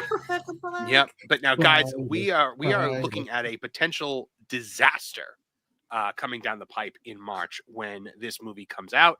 The budget for this film has ballooned to, we believe, close to $500 million with all the reshoots they've had to do, and that means to make money, it's got to top almost $1 billion, and nobody seems to want to see it. Pro, you made the comparison of a car wreck, right? Like people looking at. Oh, I like what you said better. A disaster coming down the pipe. It reminds me of a turd coming down the colon after you've had 10 ghost peppers. Like, there is no joy coming through in the very near future. It's gonna sting, Disney. It's gonna sting. Does it whistle? Oh, it's gonna whistle. Oh, it works. That's where I was going. I thought you were going with a Preparation H reference. Oh, we've all been together too long. Lauren and Kev are starting to become a comedy duo. There's Statler and Waldorfing over here.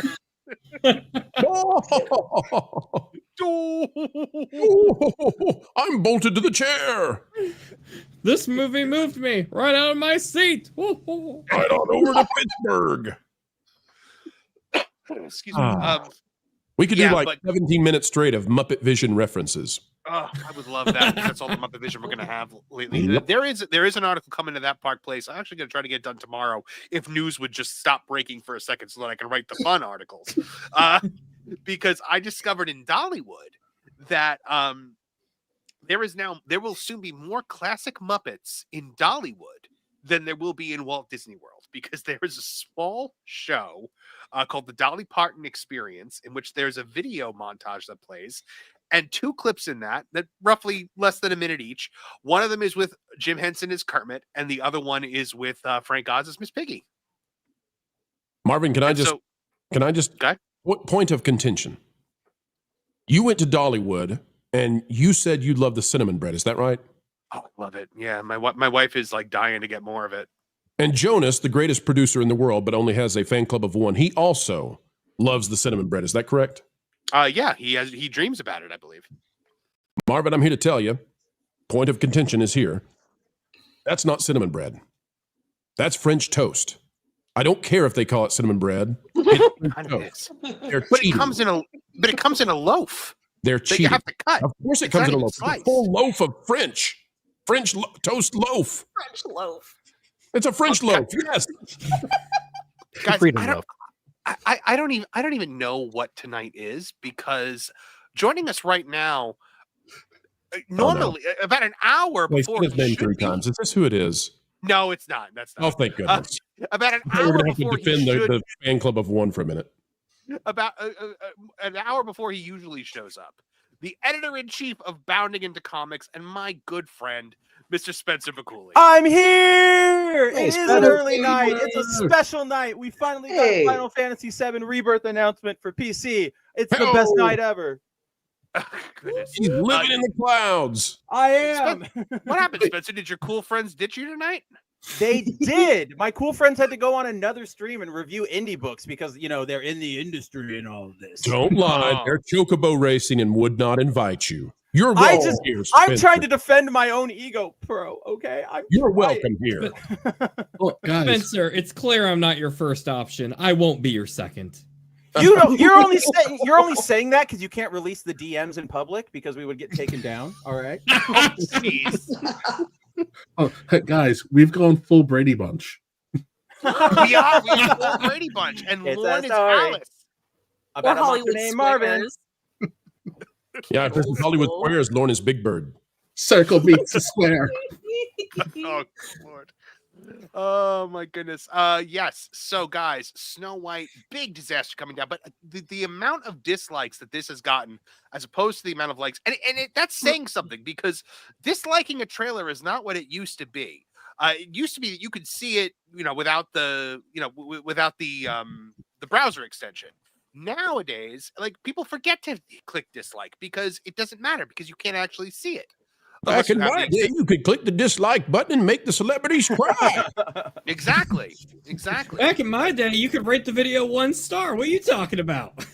Have you guys noticed also she has been deathly silent? She didn't do anything about like, oh wow, look how many people watched my trailer. Oh my god. Like we haven't gotten any of that from her. Goes right through me. I know. She goes right through me. It's why I do it. Like the ghost pepper? Like the ghost pepper. Worse than Call back. Oh my goodness. Like by a the descending way, ghost pepper train. William Thompson says, I will send you my email, WW Pro. Take care, everyone. Good night. I've got to go drop off the plasma at 5 a.m. I don't know what that's a euphemism for, but I'm assuming he ate a ghost pepper. Godspeed, sir. Well, you know, Thompson there is a trucker, and apparently he's involved in all kinds of illicit activities in the deserts of Nevada. That's all I can conclude from it. So he's eastbound down. He's a blood harvester. All right, guys. Anything, Spencer? Anything you want to add about the historic dislike ratio for the Snow White trailer? No, honestly, you guys have hit it all. And Marvin, you brought up that good point about, people don't hit the dislike button because it doesn't matter. And that's also just to build on that, to really sell how much this is probably going to bomb. A lot of people just don't even interact with that. But like I watch trailers sometimes. I'm like, that's awful. I don't click it because I'm casually moving by it, So many more people have seen this and so many more people have gone, I don't want it. I'm genuinely excited for this movie because that press cycle for the month is going to be incredible. Marvin, you and I are going to eat so well. Very much are. I think YouTube should meet us halfway. Like, okay, so we don't get to see the count, but if we click the dislike button, it should make a raspberry sound. So every time you click the dislike, it should go. That would make me happy. Like Rotten Tomatoes. Exactly. Jess, I don't believe we've ever gotten your opinion on the Snow White situation. I would love to hear your thoughts on the trailer. Gosh, well, Snow White was one of the films that I reviewed years ago when I started Cinema Aficionado because I realized it was a film that a lot of people didn't properly remember. And Rachel Zegler was a perfect example of that because, of course, she had no idea what she was talking about when she was crapping on the original. The whole point of the film was, a lovely girl or woman basically finds herself in a compromising position where she is trying to be eliminated. And it's her grace, her patience, her, just absolute presence of self that impresses these 7 gentlemen out in the woods who are phenomenal, as you guys mentioned last time, business owners, entrepreneurs, incredibly wealthy gemstone miners on top of everything else, and inventors. And she wins them over with her feminine ways, with just the way that she acts. And that seems to have been, painted over with, oh, she sings to animals, and well, she's the fairest in the land, and that's the only reason. And some prince had to come save her, and it kind of erases the whole point of those early stories that Disney liked to put forward, which was the virtues of womanhood are in and of themselves a beautiful thing that people should be appreciative of. And all these modern actresses are just so obnoxious because they don't embody them and they think that's a good thing.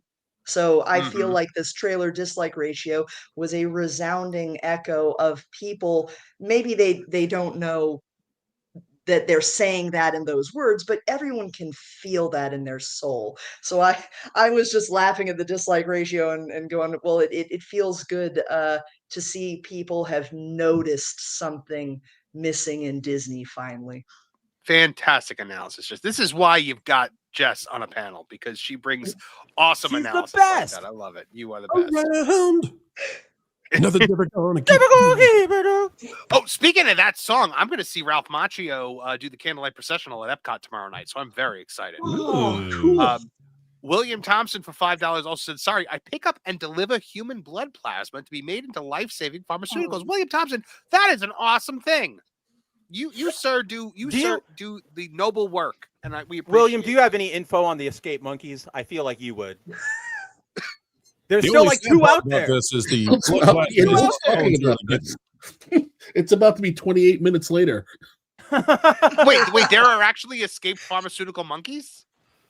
Oh yeah. Yeah. Wait, no, Yeah. I'm not joking. It was like what, a month ago, Kevin? Yeah. Like 43 monkeys escaped in like South Carolina, and they've gotten like 20 of them, but they have no idea Who where do the you hell think they're. programmed the new Chat GPT? Come on, guys.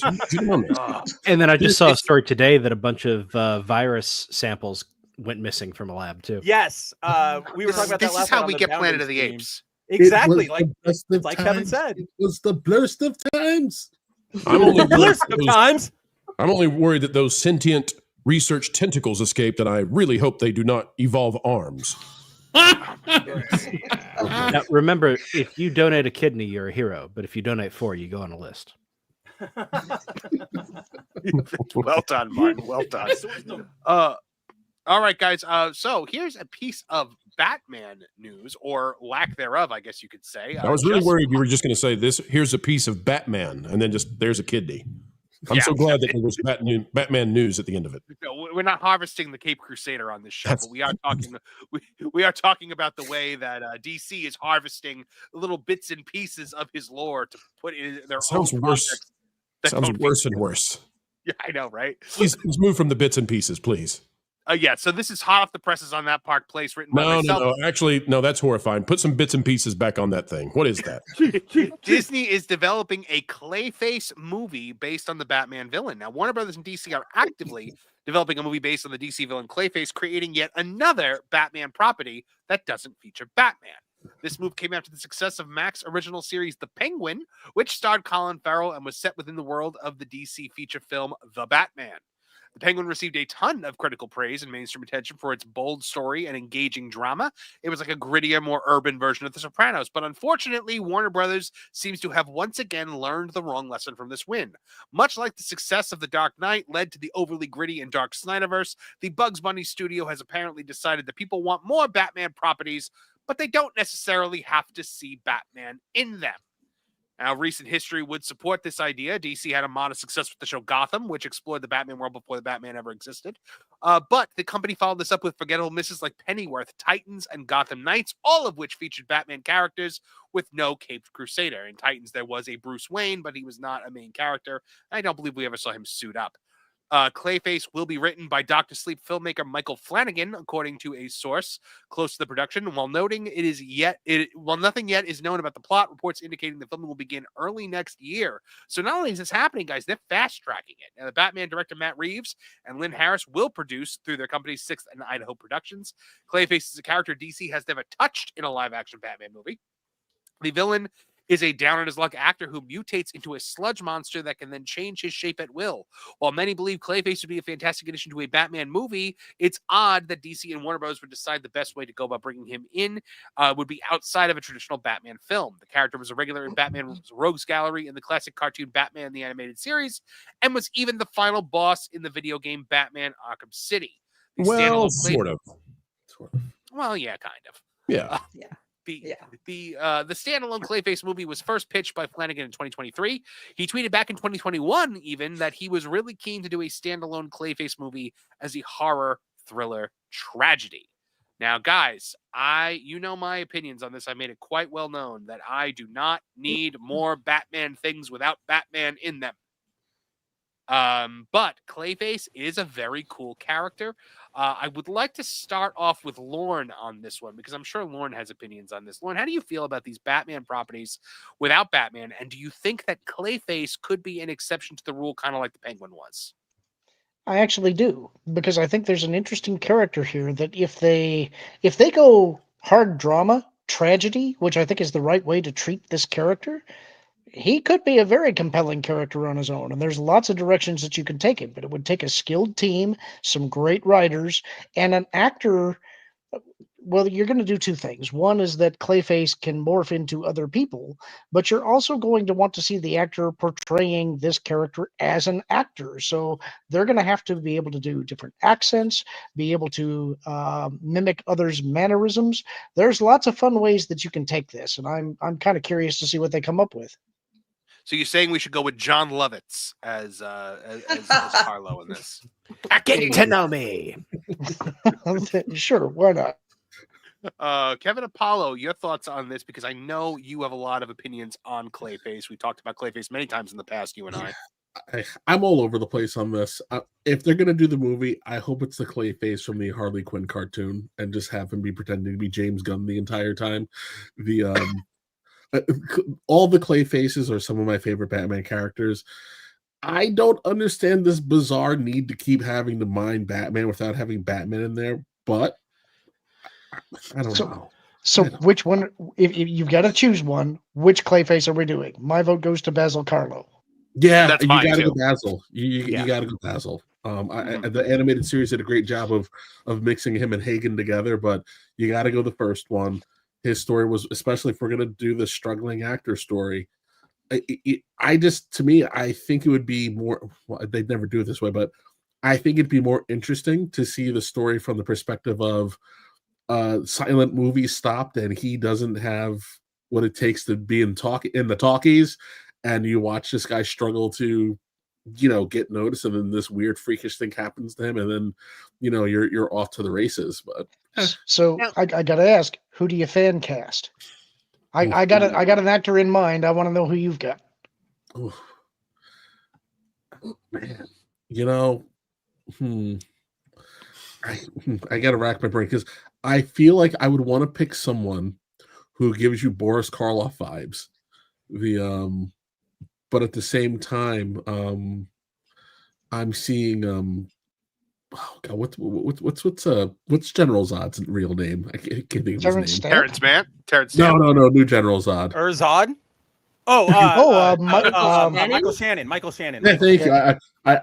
I see a thin Michael Shannon, kind of giving you a certain level of angst that I think you would need to tell the story. But my vote goes to Michael Fassbender. Oh, that's a good one, Lorne. My brain kept going to older actors. Like I kept being like, I was trying to think of like very Shakespearean actors like Kelsey Grammer, Patrick Stewart. But then I'm like, they're too old to do it. They're too old, though. Yeah. Yeah. I actually was thinking, if we don't do silent film, if we do like modern, and it's somebody who did their own stunts, but now nobody believes that because there's CGI and stuff like that, and you do Tom Cruise. Huh. That's interesting. Could work. That could work, Martin. That's it. Pro, what's your opinion on these Batman films without Batman in them, and who would you want to see as a Clayface? I'm reminded of a quote, I believe, from a very famous Batman movie that goes something like this. Tell me where Batman is. Tell me where Batman is. Or was it Rachel? I don't remember. Something along those lines. Batman needs Batman. I agree. Okay. I agree. So I think Carlo's story is more compelling if you have him bouncing off of Batman in it, because here's the thing: if they do this story, they're gonna run the there's gonna be the whole thing where they're gonna make him the misunderstood hero of the piece. Now they didn't do that with Penguin, which was what made Penguin great, but there's a way to do it, by the way. I mean, you can have like Nightwing be the person who's facing off against Clayface. It doesn't have to be Batman, but these characters, these villains, just doing their origins or just doing their day-to-day stuff and doing like a psychological dive into who they are, you can do it a few times, but then it becomes a trope. And you don't want to turn into a trope, right? That's the problem with Wicked. So Wicked launched woke, but I can't be mad at Wicked because Wicked did it first, and so it was doing something new. But then all the other stuff that came in, like Cruella after that, and decided, or Maleficent, we got to come in and we got to dive into the villain and prove why she's justified in being who she is, and she's really the anti-hero we all need. Like, then it turns into a trope, and then it's a woke joke. Well, when it comes to this, like we had the Joker, And the Joker was really good, right? The first one, not the second one. Mm-hmm. The Joker was great. But if we continue down this road over and over and over, then what's going to happen is people will get very sick of it very fast. So Clayface versus Nightwing, I'm cool with that. Clayface versus Robin, if you can make that be cool somehow with like a Tim Drake Robin from the 90s comic book run, cool. But you got to have somebody that's worthy of facing off against Clayface, so that you have that you go beyond just the psychoanalytical take that we've been doing now. You don't want to fall into that trap of just repeated. Lauren disagrees with me though, and that makes me nervous. I think a little bit, because I think what makes Clayface interesting for this kind of a project is that it is just a character drama. It's a tragedy in some way. I want to see this character as passionate about his acting, but he's failing. And this tragedy befalls him. I can see him as a guy who wants to do good, who wants to be good, but fails to do so and slowly becomes a villain. I know that is a trope, but if you get a good actor behind that, a good actor can play a bad actor. And I think that you could have a lot of fun with that. But wait a minute, Lauren, you've inspired me. What if this Clayface show is like Quantum Leap, and every episode Clayface turns into somebody new, but he can't control it? No, I think there are a lot of interesting directions that a project like this could take. I'm kind of seeing this version of the character as being a bit like the Sandman from Spider-Man. You know, he's a villain, but he doesn't want to be, and he's kind of misunderstood. You know, I think that there's some drama to be mined there. And every time he shapeshifts, he has to consult with Ziggy to find out why. I see, Lauren, we're on the same page exactly. There's no disagreement here at all now. We totally know how Warner Brothers screws this up is the first few episodes have Batman in it, and then in the fourth episode you find out, oh, it's not Batman, it's Clayface. Oh, that's a good one. Let's do that. No, let's run the entire show that way. Last episode you find out it was all a ruse. It was all Clayface the whole way. Oh, that was how Arkham City panned out. Was at the end of it, you found out the Joker was Clayface the whole time. Dude, spoilers. Clayface is a female Inuit. Yeah. Nolan, what were you about to say? Oh, well, Pro brought up, what's going on with Wicked and stuff, and Martin brought up Warner Brothers. The big concern I am terrified about this movie is I'm just looking at what's been going on with Sony with their Spider-Man spinoffs. We've had Kraven, we've had Madam Web, we've had Morbius, God forbid. And you have to look at that and be like, are they just going to turn Clayface into Venom? And Clayface is far from Venom, but I think the way the studios are going to see it is they're going to see two very similar in, slime monster appeal. And we're just going to lose the whole tragedy of the Clayface character, because I feel like they're going to pan him too much into the anti-hero type vibe that Lauren was talking about. And I feel like we're going to lose the soul of the character as a result, in my personal opinion. I agree. I would agree with that. I would agree with that. Spencer Piccoli, I feel like you have an opinion on this. Yeah, so my opinion on this is it's kind of all over the place. I kind of am in favor. So I haven't watched the Penguin, I haven't watched the Batman, but I've heard that, a lot of people like it. I think even Kevin liked the Penguin. So I've heard good news on that end. So I'm kind of on Lauren's side that the idea of a good character dive into this tragic figure of an actor who can never really get there and then, gets disfigured, and, that could be really good, drama wise. And I think he could do a lot of good, fun, really scary, creepy things with his power set. Imagine if he actively on screen, rearranged his face, right? He moved his eyeball up, or he extended his smile. That would be something cool, something we haven't really seen. The issues for me come from, one, like Pro said, I'm getting really tired of all of these projects that are Batman without Batman, right? Gotham did it. Titans did it to a certain extent.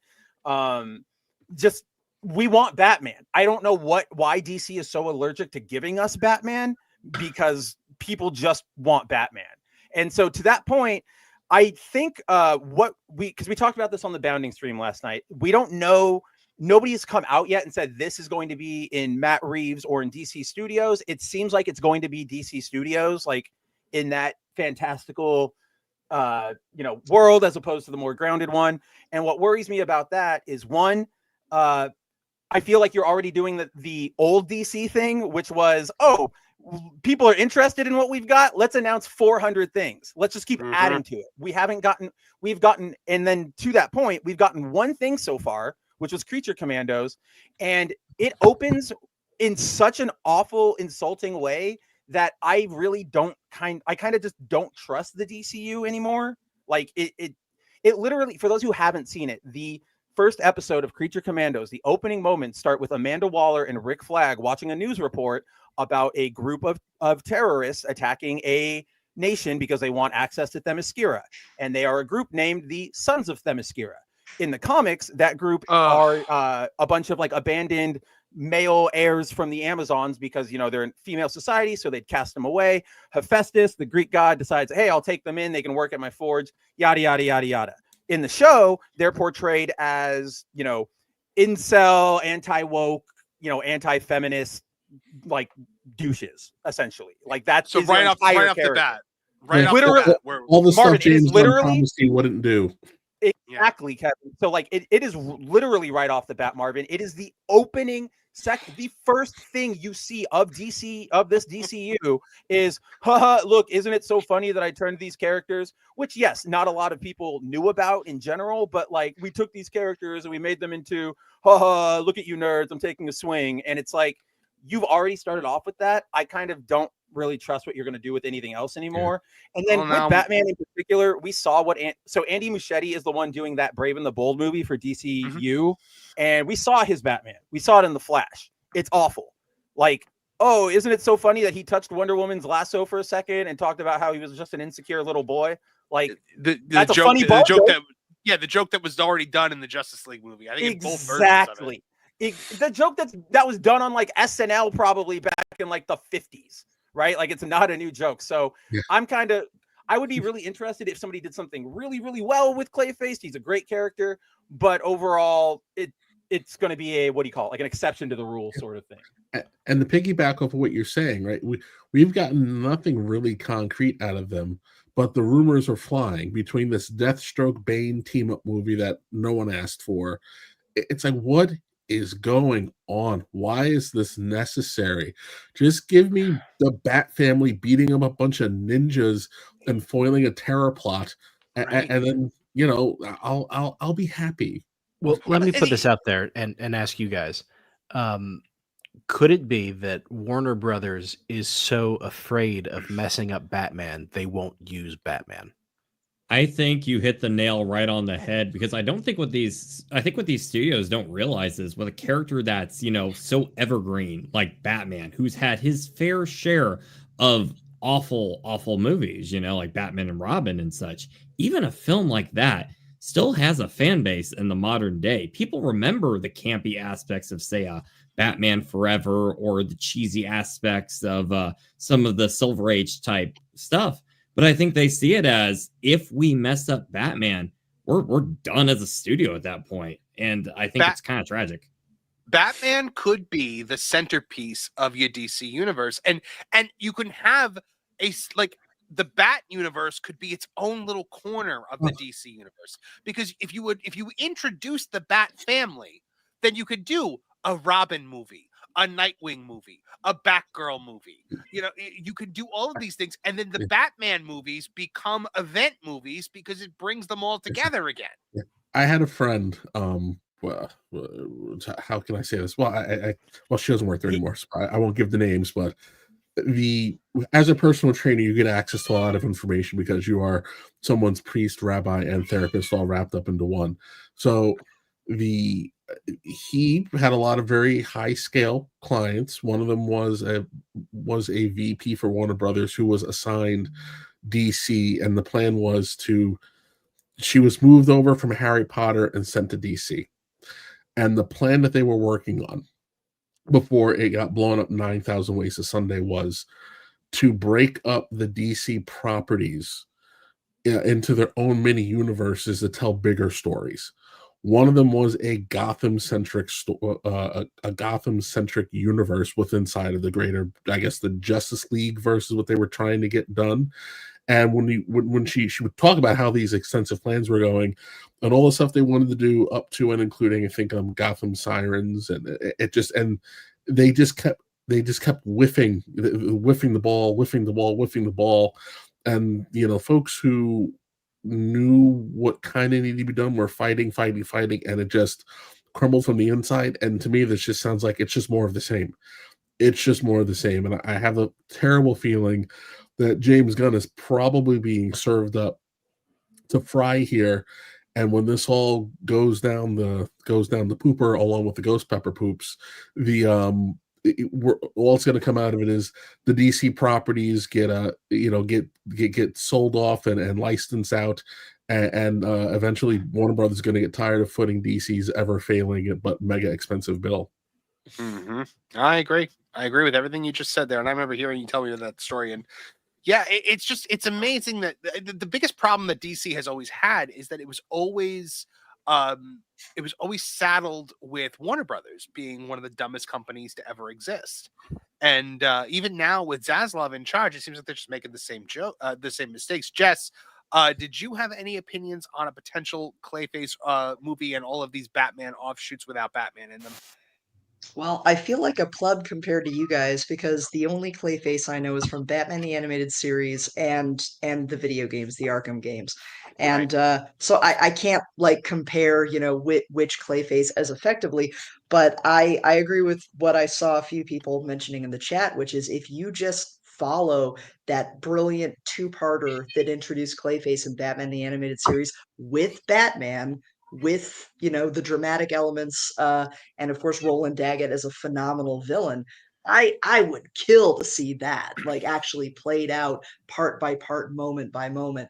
But I just, as you said, Nolan, they're too afraid of using Batman. They're too scared of quote screwing it up, unquote.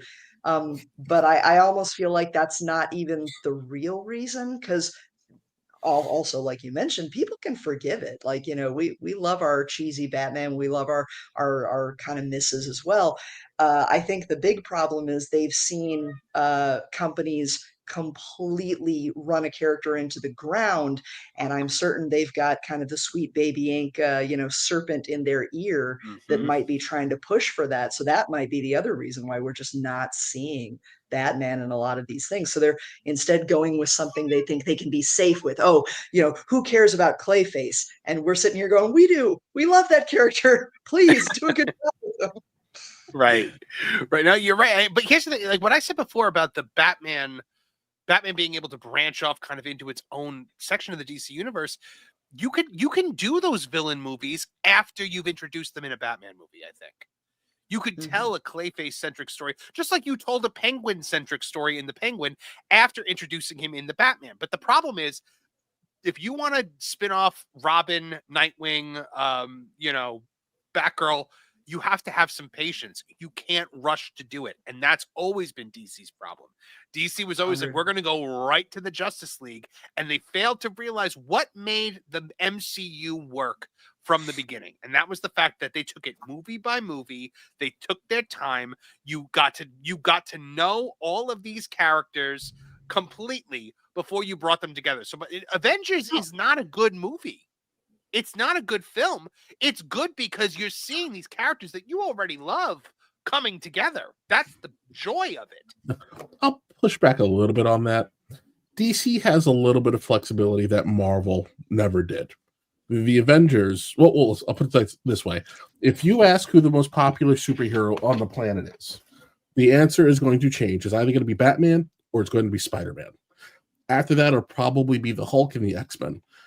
None of the other Avengers were ever going to be on that list before Robert Downey Jr. showed up. They were maybe Hulk, maybe Hulk. I say he's three on the list, and if it was the 70s for some weird reason, the thing. But but after that, like no one cared about Captain America, no one cared about Iron Man. People were moderately fond of Thor, but outside of that, the Avengers were D-list characters. Holding together a bankrupt Marvel. And you got them because no one wanted the rights to their properties. everybody knows who Superman is. Everybody knows who Batman is. Everybody knows who Wonder Woman is. Everybody knows who Lois Lane is. Everybody knows who Lex Luthor is. And people do not want to sit through origin films. They just don't. We get it. At this point, just give me a neat little montage in the opening credits, and I'm good. So you can skip the line a little bit if you tell a coherent story. And yes, again, BVS has a great first act, a really strong third act, and a horrific second act. So bad that it destroyed the movie. But the one thing no one can complain about is, Batman and Superman reconciling and beating everybody up, and then Wonder Woman jumping in. That was an applause moment in most theaters, and people kind of forgive. Hey, we know who these people are. Listen, if I need to know who Wonder Woman is, I will go watch the Linda Carter show. Just like if I need to know who the Hulk is, I'll go watch Bill Bixby. That's the meat and potatoes of it for the majority of your movie-going audience. For the sweaties like us, yes, we need a little more meat on our steak.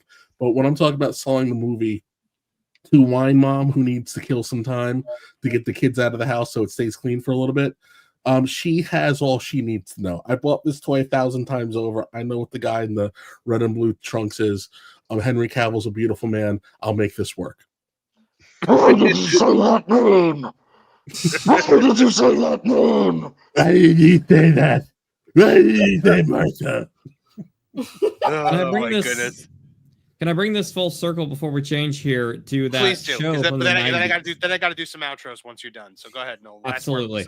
We'll be very brief here. I just want to say that show you were just playing, Space Chase, was it? Space Cases.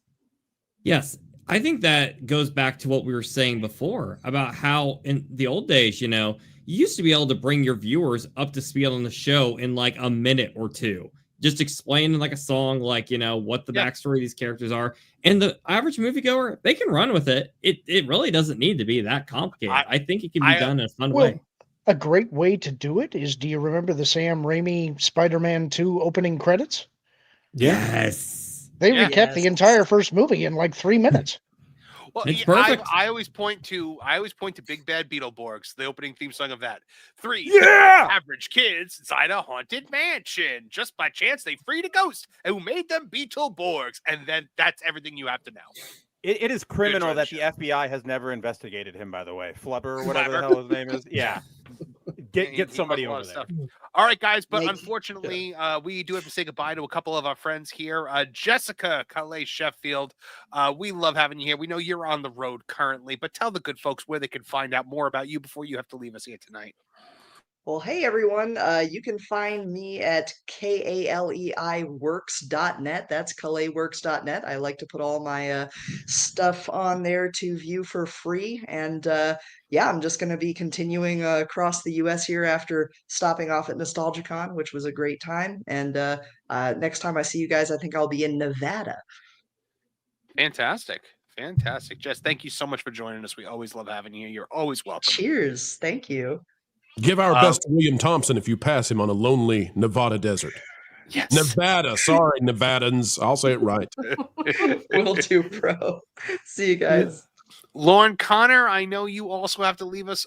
So why don't you tell the good folks where they can find out more about you, your excellent YouTube channel. Please let the folks know where they can get all the Lauren that they need. You can find me at Lauren Connor on X. You can find me at Lauren Connor 9030 on YouTube. I appear here and on Pro Stream quite regularly, and I'm on the Genre Guys with Hangry Table and Lou Wasserman's Ghost. Also known as the Disgruntled Ottoman, right? Yeah, something like that. Mildly irritated armchair. Yes. Lauren, thank you. Your insights are always super appreciated, and we love that you are a member of the Tooney Town family. You bet. Take care, everybody. Have fun. Have a good one, Lauren. And Pro, you also have to head out, I believe, correct? I do. I've got to finagle with some AI and having some fun with that. And then I and Valiant Renegade have got to talk about some strategizing in regards to somebody who's facing some issues out on the Twitter sphere from one Merconte. Yes, we definitely we definitely have to have an awesome response to that. And so, Pro, tell the good folks that might not be familiar with your channel, if there are any, because most of them are probably already subscribed to you, but let them know where they could find out more about you and what you do. Well, ladies and gentlemen, come on over to the WDW Pro channel where you will find all the latest news and entertainment that you need to keep you ahead of that culture curve.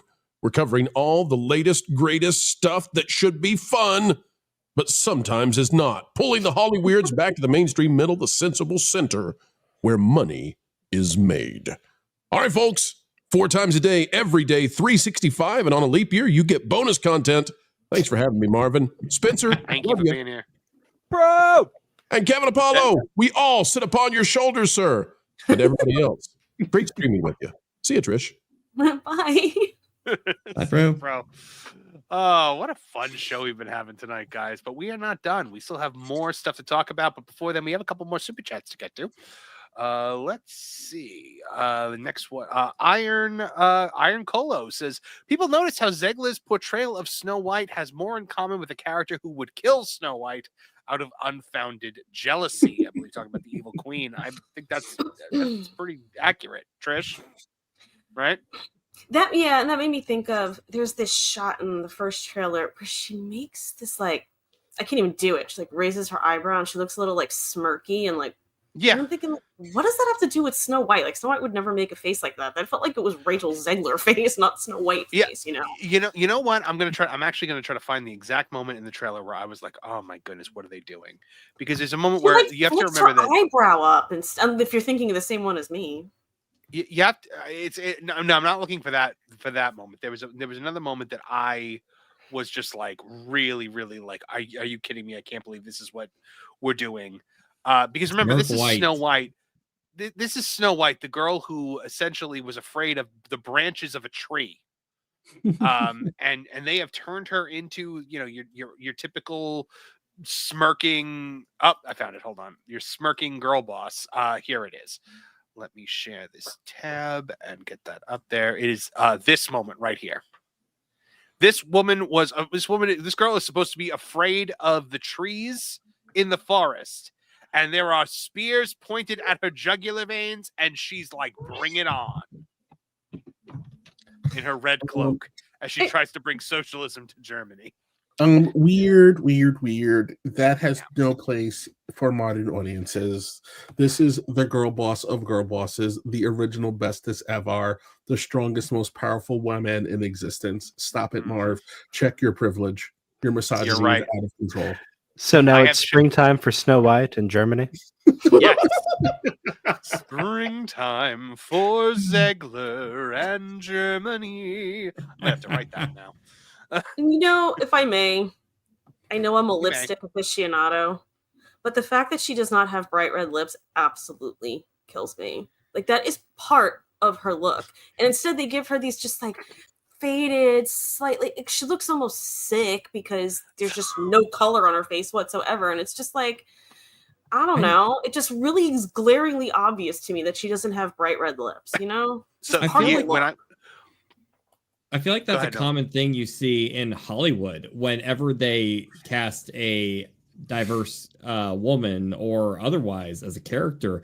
I think they're so big on once they put them in that role, I think they get afraid of, oh, we can't tweak that much with the makeup all of a sudden because we're afraid we're going to offend people all of a sudden because we're going to change how they look too much. I noticed that like with the Wicked movie, because it wasn't in the play. Wasn't her lips also bright red in those plays? Marvin, you'd probably know that's only on the playbill. So okay, here's a little blast from the past for me that I don't think I've ever told anybody on this panel. So back when I was a teenager, I was in a children's theater show called Snow White Goes West, and it was Snow White set during the California Gold Rush.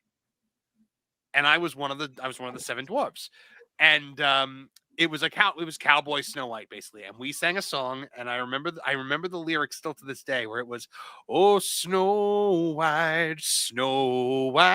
you're the prettiest little gal inside, with your ruby red lips and your velvet blue eyes, you're gentle as a snowflake in the skies. I had to remember the real version because the one I remember. Nobody made you sing that, Marvin. I know. I wanted to, but I'm saying one of it was your ruby red lips. That's a thing that she was known for. It just, I know it's probably Lips just as red as rubies. petty, but I don't. It to me, it's a big part of the visual characterization of her, and I hate it. Well, I had to remember the actual lyrics because all I remembered were the dirty lyrics that we made up about it. Oh my! Oh my! The toned down color scheme that Hollywood has run with, like as if we want to see our real world portrayed, or even less than our real world portrayed on the big screen. I'd like to see some Technicolor up there. Yes. Yeah, that makes a lot of sense. Let's see, what else do we have here in terms of super chats? Oh, John Williams for $4.99. Clayface famously is in constant pain and melting. Oh, Clayface 3 famously is in constant pain, melting, and needing to drain people to stop it temporarily. That could be a good thing for a horror movie if he was a straight up horror movie monster. What do you guys think? Does John Carpenter still do stuff? Not at the level he used to. Yeah. Well, the guy who's writing it, he's the guy that directed The Exorcist for Blumhouse. So he's really? clearly a horror guy. Yeah. Wasn't that kind of bad though? I don't know. I don't know. I didn't see it, but he's done a bunch of Blumhouse things, and Blumhouse is always like really, really scary stuff. Whenever I always dread the Blumhouse haunted houses at Horror Nights every year because there's always they're so cool though. Yeah. The one this year. The one this year was I'd never even seen the movie and it was terrifying. You know, when you were talking about Warner Brothers licensing out things, I was going to make a crack about Blumhouse getting Hatter and A23 getting Huntress, and I could see it. James T for $5 Australian says, "Hey everyone, did anyone see the trailer for The Witcher 4? It looks amazing. I have not seen the trailer for it. The only thing I know about The Witcher 4 is that the people at that's the thing. The folks at CD Projekt Red, it's just I'll give you like the Mandalorian thing. It's The Witcher, Kevin. It's not Geralt. It could be any Witcher. Do you want me to CD throw my Projekt photo shirt real quick? Some folks at CD Projekt Red, we did an article about it a couple days ago or last week, I think. They were going at fans on the Twitter, and it was not great. So my hopes for this game are low, but maybe I will. Oh, look at that! What? I don't think so, Tim. that was a lot to say that one thing. That was a lot. The Al Borland. Was it Tuesday night where I said you look like Al Borland? Yes, it's Tuesday. No, it was Monday. Monday morning. Oh, it was Monday. It was Monday during the members only stream. Which, by the way, we're gonna have a lot more people in that members only stream now, thanks to Photon Empress on Monday at 3 p.m. So yeah, I hope The Witcher 4 is good. I have to get into the Witcher games. I was like, I'm going to start from the first game because I don't want to miss anything. And I tried to go through the first game and I was like, I don't like this. Just play the third one with everybody else. I think I'm just going to have to watch This Is What Happened in Witcher 1 and 2 video on YouTube and then just play the third one. Spencer, what do you think? I have wanted to get into The Witcher for a very, very, very long time. But I'm kind of with you, Marvin. I feel like I'm really late to the game because I feel like you guys know this, maybe your viewers don't, but I'm not like the biggest fan of sword and sorcery. I love Lord of the Rings. I love Legend of Zelda. That's kind of where it ends. So for the longest time, I was like, Witcher, But then like a year or two ago, I watched a couple video essays about how like in-depth the gameplay system is and all that. And I went, man, I should probably check this game out. So it's on my list. I will probably never get to it. So yeah. I really enjoyed the first season of the TV show. I thought Henry Cavill was fantastic. The TV show doesn't fall apart for me until the second season. Trish, did you watch it? I watched the first season. The first season was and good. I liked it. Yeah, but it took so long for season 2, at least for me, that I just kind of drifted away. And then by the time I remembered it was going, people were saying how bad it was, so I just didn't bother. You know, whenever I think about The Witcher, I always think about Dragon Ball Super's Tournament of Power, because when I binged The Witcher, I was at my parents' house for Christmas, and I was switching between, I watched an episode of The Witcher and then an episode of Dragon Ball Super, and I would go back and forth between the two. So that was my Christmas that year. Let's see, Mr. Jamie Jam 88 for $9.99. Have you guys heard the early reviews for Sonic 3? Apparently it's getting a lot of positive feedback, calling it the closest to an actual live action Dragon Ball Z film. Well, you had me at hello, folks. I'm so excited for this movie. I'm going next Friday night. I'm going to the theater at Disney Springs. I'm very, very excited to see it happen. Yeah, the wife and I, the wife is even coming to this one. She doesn't usually go to movie premieres, but she's coming to this one. We're going with my good friend and her boyfriend, and we're going to make a whole night of it. And I'm very, very excited because this movie, I can't wait. However, and this is the thing I kind of didn't want to talk about, guys. It releases the same day as Mufasa. And as we know, nobody cares about Mufasa. But there is still a chance that Mufasa is going to outdraw Sonic. And I think and I would love for it to go the other direction. However, I genuinely don't think it will. Like, I don't think it will. Being 100% honest, I don't know. I mean, I don't think Mufasa is going to beat Sonic. Oh, I think Sonic takes interesting. So, I don't think so either. So not only is like, remember, nobody really likes Disney anymore. Nobody wants this movie. Nobody cares about this. The live action Lion King was one of the biggest like razzes when it came out. But less, about Disney's failings. Sonic is in a renaissance right now, man. Like I have little nephews and little nieces, and they go absolutely bonkers when we go to like a Target and they see a Sonic shirt or a Sonic toy set. Whether through the new movies or the new cartoons they've been doing, he's gotten hooks again. So he is just mad popular.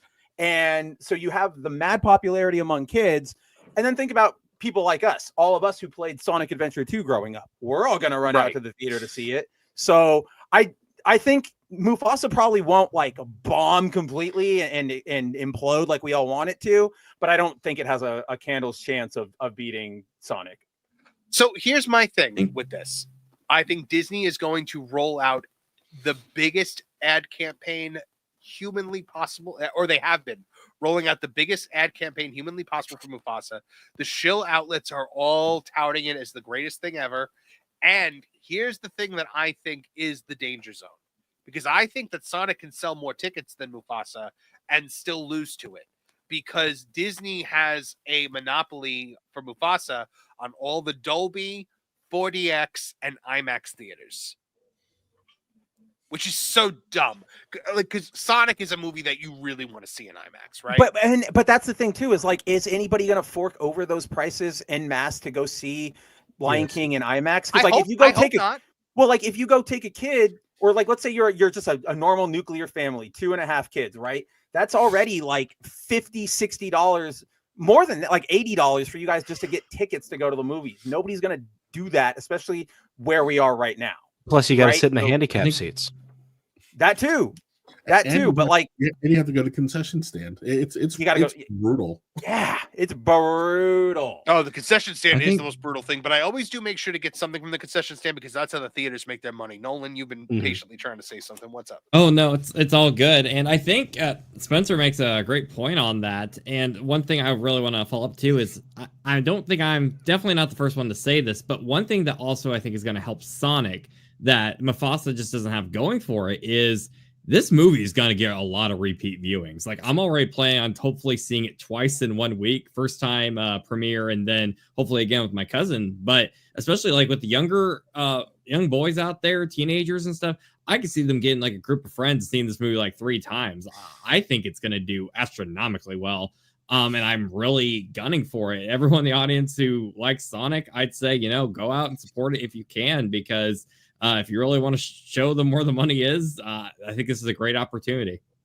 Obviously, this is anecdotal, but my boys called me in the room to watch the Sonic trailers whenever they come out. That's awesome. They've just got no interest in Mufasa. But on the other hand, a lot of people are just kind of on autopilot when it comes to movies. And there's a Disney movie out. That's what the family does. there's got to be like a floor, like just because it's Disney is worth some amount of money at the theaters, right? That like that's where it comes in. That's its entry point. And that's why they still have the power to be able to get the Dolby Theater over something like Sonic. Because like 4DX, I would love to see Sonic 3 in 4DX. Have you guys ever? Has anybody else here ever seen a 4DX movie, or am I the only one who's seen one? I do not want to. I do. Is that the one with the shaking seats? Yeah. So basically, it turns the movie into a ride. Mm-hmm. We were hoping to see. We're hoping to see Strange. twists. Go ahead. Just go ahead. I saw Doctor Strange mom there. I saw Black Adam, and then my second time seeing Mario was at 4DX. And the Mario Kart scene was so cool in 4DX. Sorry, Nolan, go ahead. No, you're good. I think made the point before I could really got a chance. I was just gonna say that I really wanted to see Twisters in 4DX. I'd never gotten to experience it before, and we missed out on it. And I was gonna ask what your theater experience was like. Does it live up to the hype? Yeah, I really enjoyed it. I mean, look, it's not for everybody. If you get motion sickness, don't do it. I saw Top Gun Maverick in 4DX. Oh, how was that? That was good. That I sounds liked it intense. a lot. Yeah. That was a lot of fun. It's cool too because it's an experience you can't get at home currently with most people who with the kind of technology they have in their homes, and it gives a little extra edge to the theater. I mean, I'm all for it if it gives theaters more of a chance to keep going in this day and age. But you know what? It is really interesting because it's like a like even if somebody gets punched, you'll feel like a little like pressure on your back. Like it's that level. If there's water, you get wet. See, like I don't like that. you could turn the water off. There's a no. I there's mean, a like just switch like on the your general seat. like tapping of me during punches. I don't know. I just want to watch the movie. As long as they don't have you guys are more smell-o-vision, theme park we're fine. oriented, but yeah, the seats vibrate, they move. So like if you're in like a car chase seat or something like that, your seat will like move and turn. If it starts snowing in the movie, it'll snow in the movie theater. The wind will blow. Whoa! Yeah, there's fans that'll blow. No one's lit up. Yeah. Yeah, I heard when Disney did like the original screenings of Fantasia, they would pump in like the smells of flowers during the spring segment and stuff like that. Before we jump, if I could say one more thing on Sonic 3, because this is actually pretty relevant to the news, unless you were going to bring this up as a story. The news about Jim Carrey being open to coming out of retirement to do some stuff because he needs the money. I was thinking that Sonic might unfortunately go out as a trilogy, kind of this is the peak. We finally got Shadow and then kind of dies off. But I think if they can retain Jim Carrey for future Sonic sequels, I honestly think this could be one of the more successful franchises and not suffer from sequelitis as much as some other ones have, now that he could be the anchor to keep this going if they're going on the route they currently are set on, if that makes sense. They have confirmed that the movie has like 7 or 6 like post-credit scenes, so you're getting spin-offs all over the place. This thing's not done. Oh yeah. There's definitely going to be a Shadow. There'll definitely be a Shadow spin-off. I still think there's a character they're not showing us in the trailers. Rouge. Big the Cat. Oh, please. Rocky? Unironically, I want Big the Cat. Yeah. All right. I gotta ask predictions. Who's gonna be our sequel bait in the post credits? My money's on Metal Sonic. Silver. Yeah, I was going to say Silver, but Metal Sonic's a big one that they haven't touched yet. Maybe Chaos. Mario. Ooh. Oh, I wish Mario, but I don't think that's Mario and Sonic at the end game. The way the NCU is going right now, I don't think we're gonna get that movie. Oh my goodness! So, did you guys see all of the movie, the trailers or the posters that they put out? I saw the Home Alone one of the parodies. Go ahead, Martin. I saw the Home Alone one. That's what I saw. Let's see. Or did I ruin the surprise? No. I will. I'll bring it up. Yeah. So this is the Home Alone one. That's awesome. That's really cool. With the I just love the Robotniks. The 2 Robotniks in the back. It's so good. It's so good. I'm being very careful here because it's It's Sonic. It's Sonic artwork, so you never know what it's going to be. Oh, it's all Christmas movies. I get it now. Oh, wow, that's even funny. better. Jim Carrey and Lee Majou. That's cute. I like that. Please tell me they do a parody of How the Grinch Stole Christmas, like the 2000 They do movie. have one. They do have one. Hold on, I'm looking for it. They do. Yes. There we go. Hold on, let me.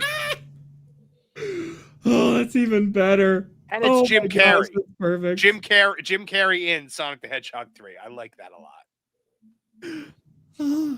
This movie makes me so happy and warms my insides. There was I really like this one.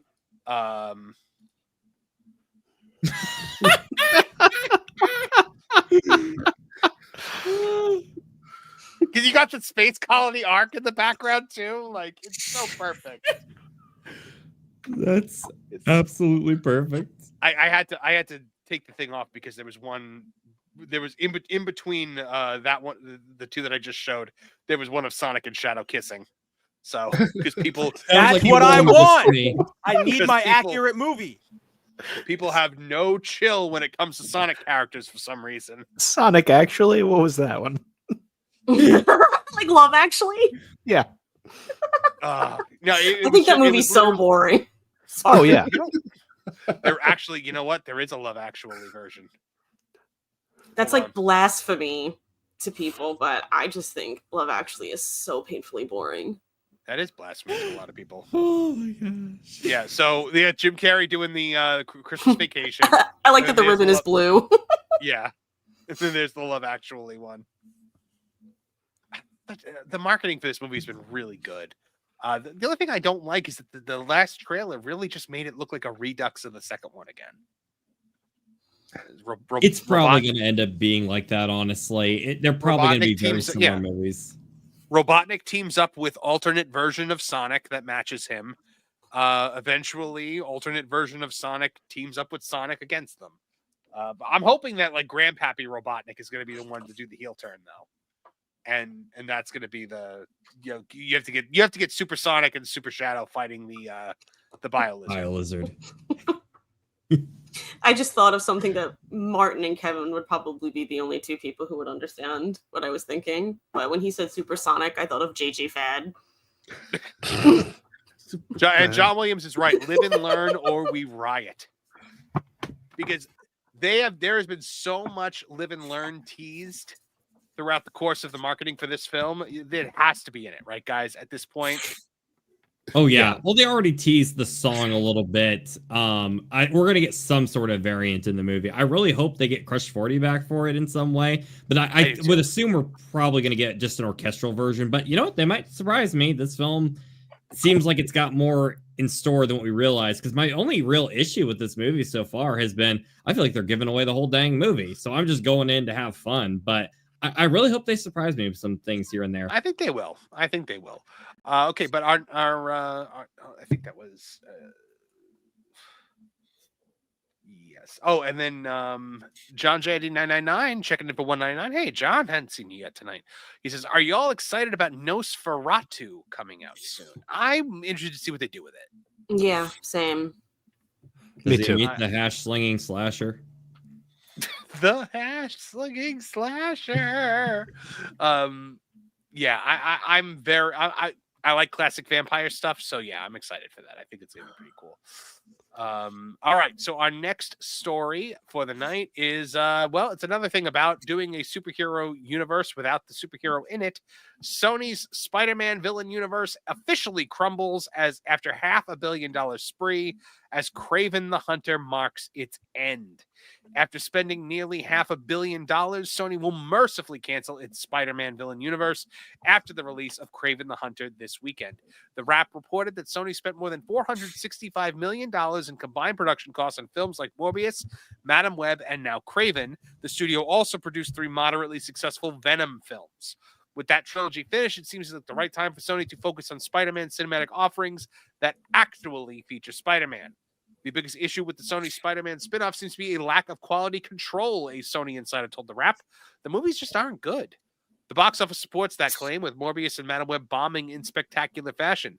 Morbius grossed $167,460,961 worldwide after 2 releases on a relatively small, for a comic book movie, $75 million budget.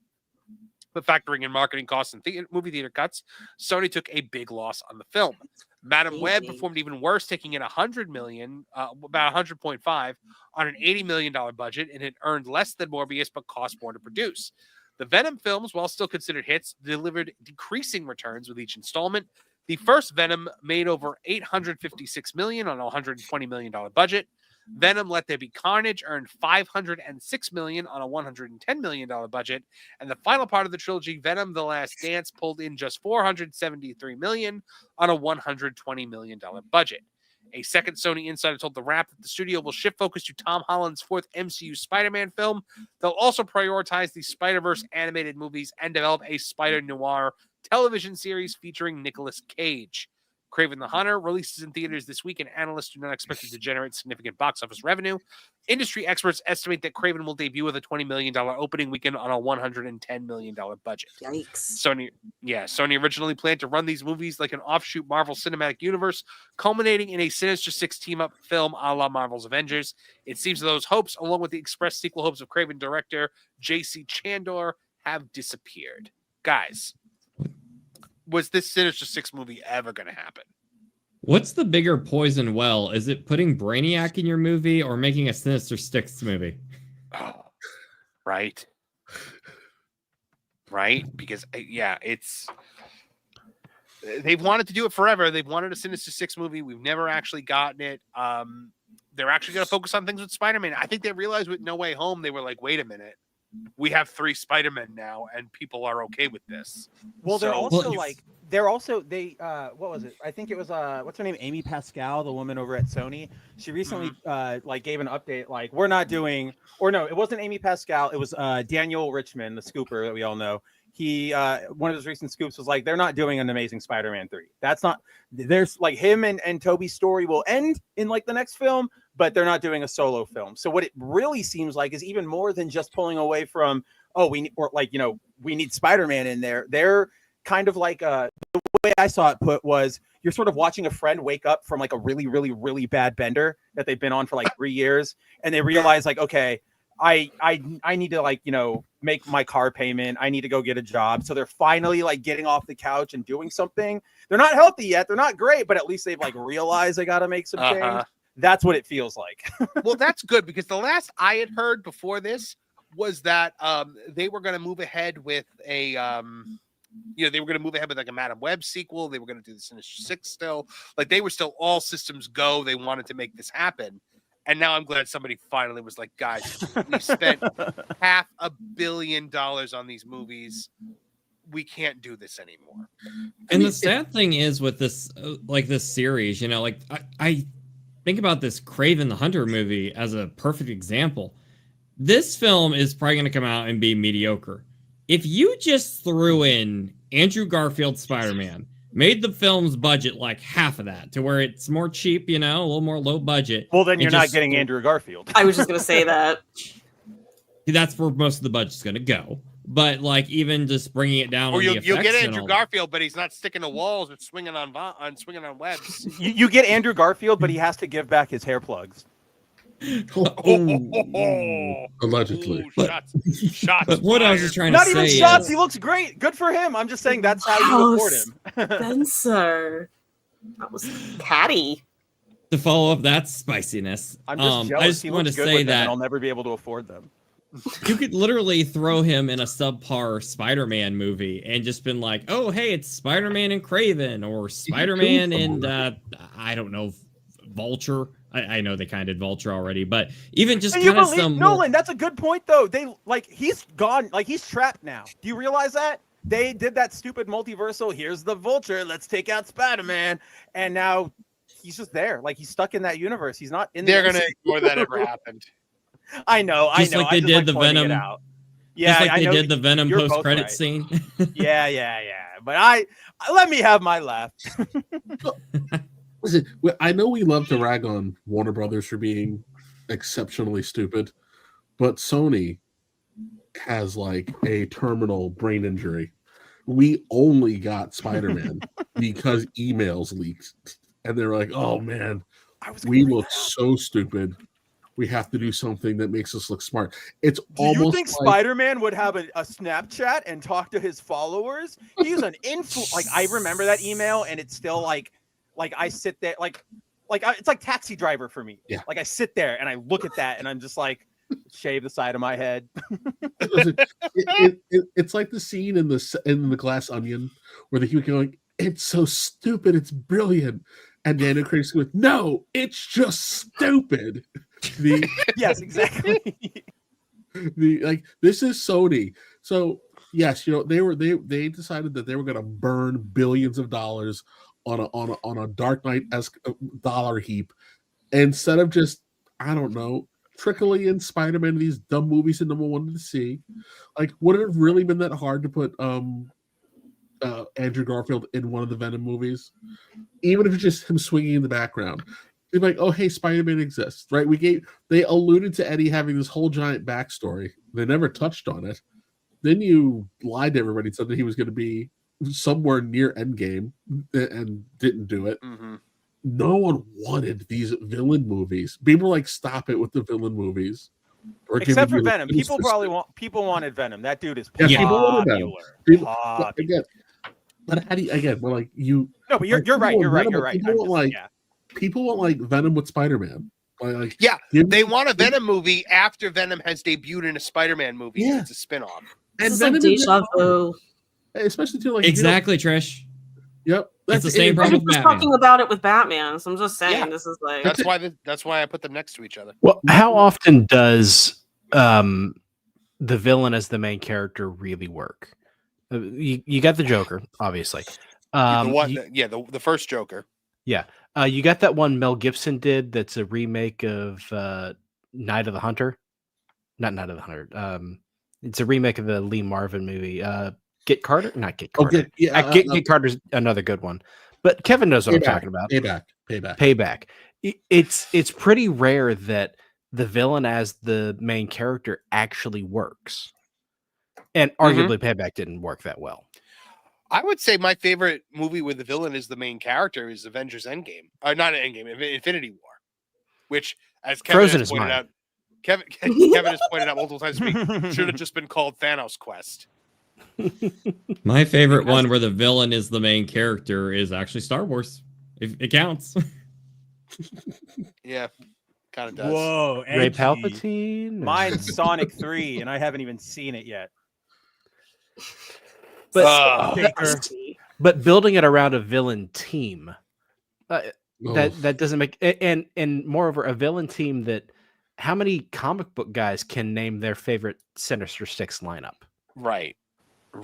How many people don't so many people to that point, Martin, like they don't even know who the true Sinister Six are. So many people will throw in Green Goblin's on there, Venom's on there. It's like, no, none of those nerds were there. They had the Chameleon, bro. They were not. Wait, define the true Sinister Six though, because that's that's fair. That's fair, Nolan. I didn't, not to say true Sinister Six, but rather the original actual Sinister Six. Okay, right? okay, that's fair. Yeah, because you're right, Nolan. To that point where like after that it kind of developed, and now it's sort of used as a generic term for like the main six bad guys that whoever are on top of the pantheon at the moment. So it would be like Doc Ock, Venom, Kraven, Scorpion, Electro, Marvel Comics editorial team, and whoever is currently destroying Spidey. So that you're completely right. Yeah, it's basically. If you're watching, your official Sinister Six team is the Sinister Six through the Revenge of the Sinister Six storyline. Everything else is a dirty bastard version of the Sinister Six. Was that Kraven, Mysterio, Ock, Vulture, Sandman, and Electro? Yes, and then you can swap out Hobgoblin. Yeah. Oh, right. If you, I forgot he was on that lineup. They couldn't have giant bullet wound in his face. Kraven running around.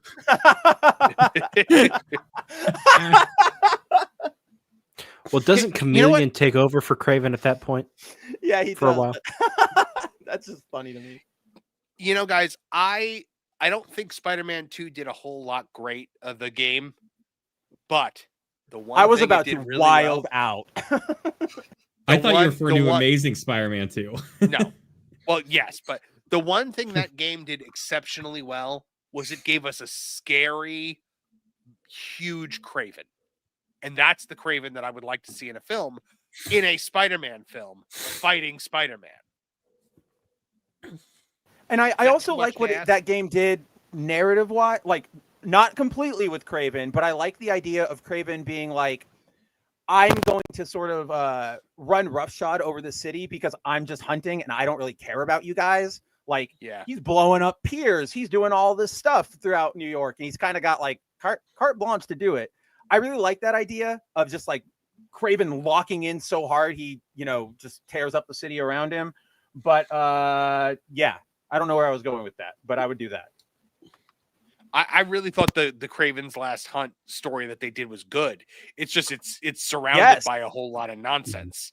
So much not. That's got that one awesome scene where like the family is about to try and sacrifice I think it's like Madam Web, and Peter breaks out of his like bondage. I don't want to use that word, but like his cuffs or whatever, and he just he's here, he's possessed me. But Peter does this like brutal thing where he basically slaps Kraven's daughter, but he lets his like stickiness go. So when he slaps her, he rips off like a palm print from her face, and he's like, that now you get to like, that's for my brother Kane, who like if they killed him, he had a scarred face. So Spider-Man just like, oh, I love when like he kind of gets that brutal.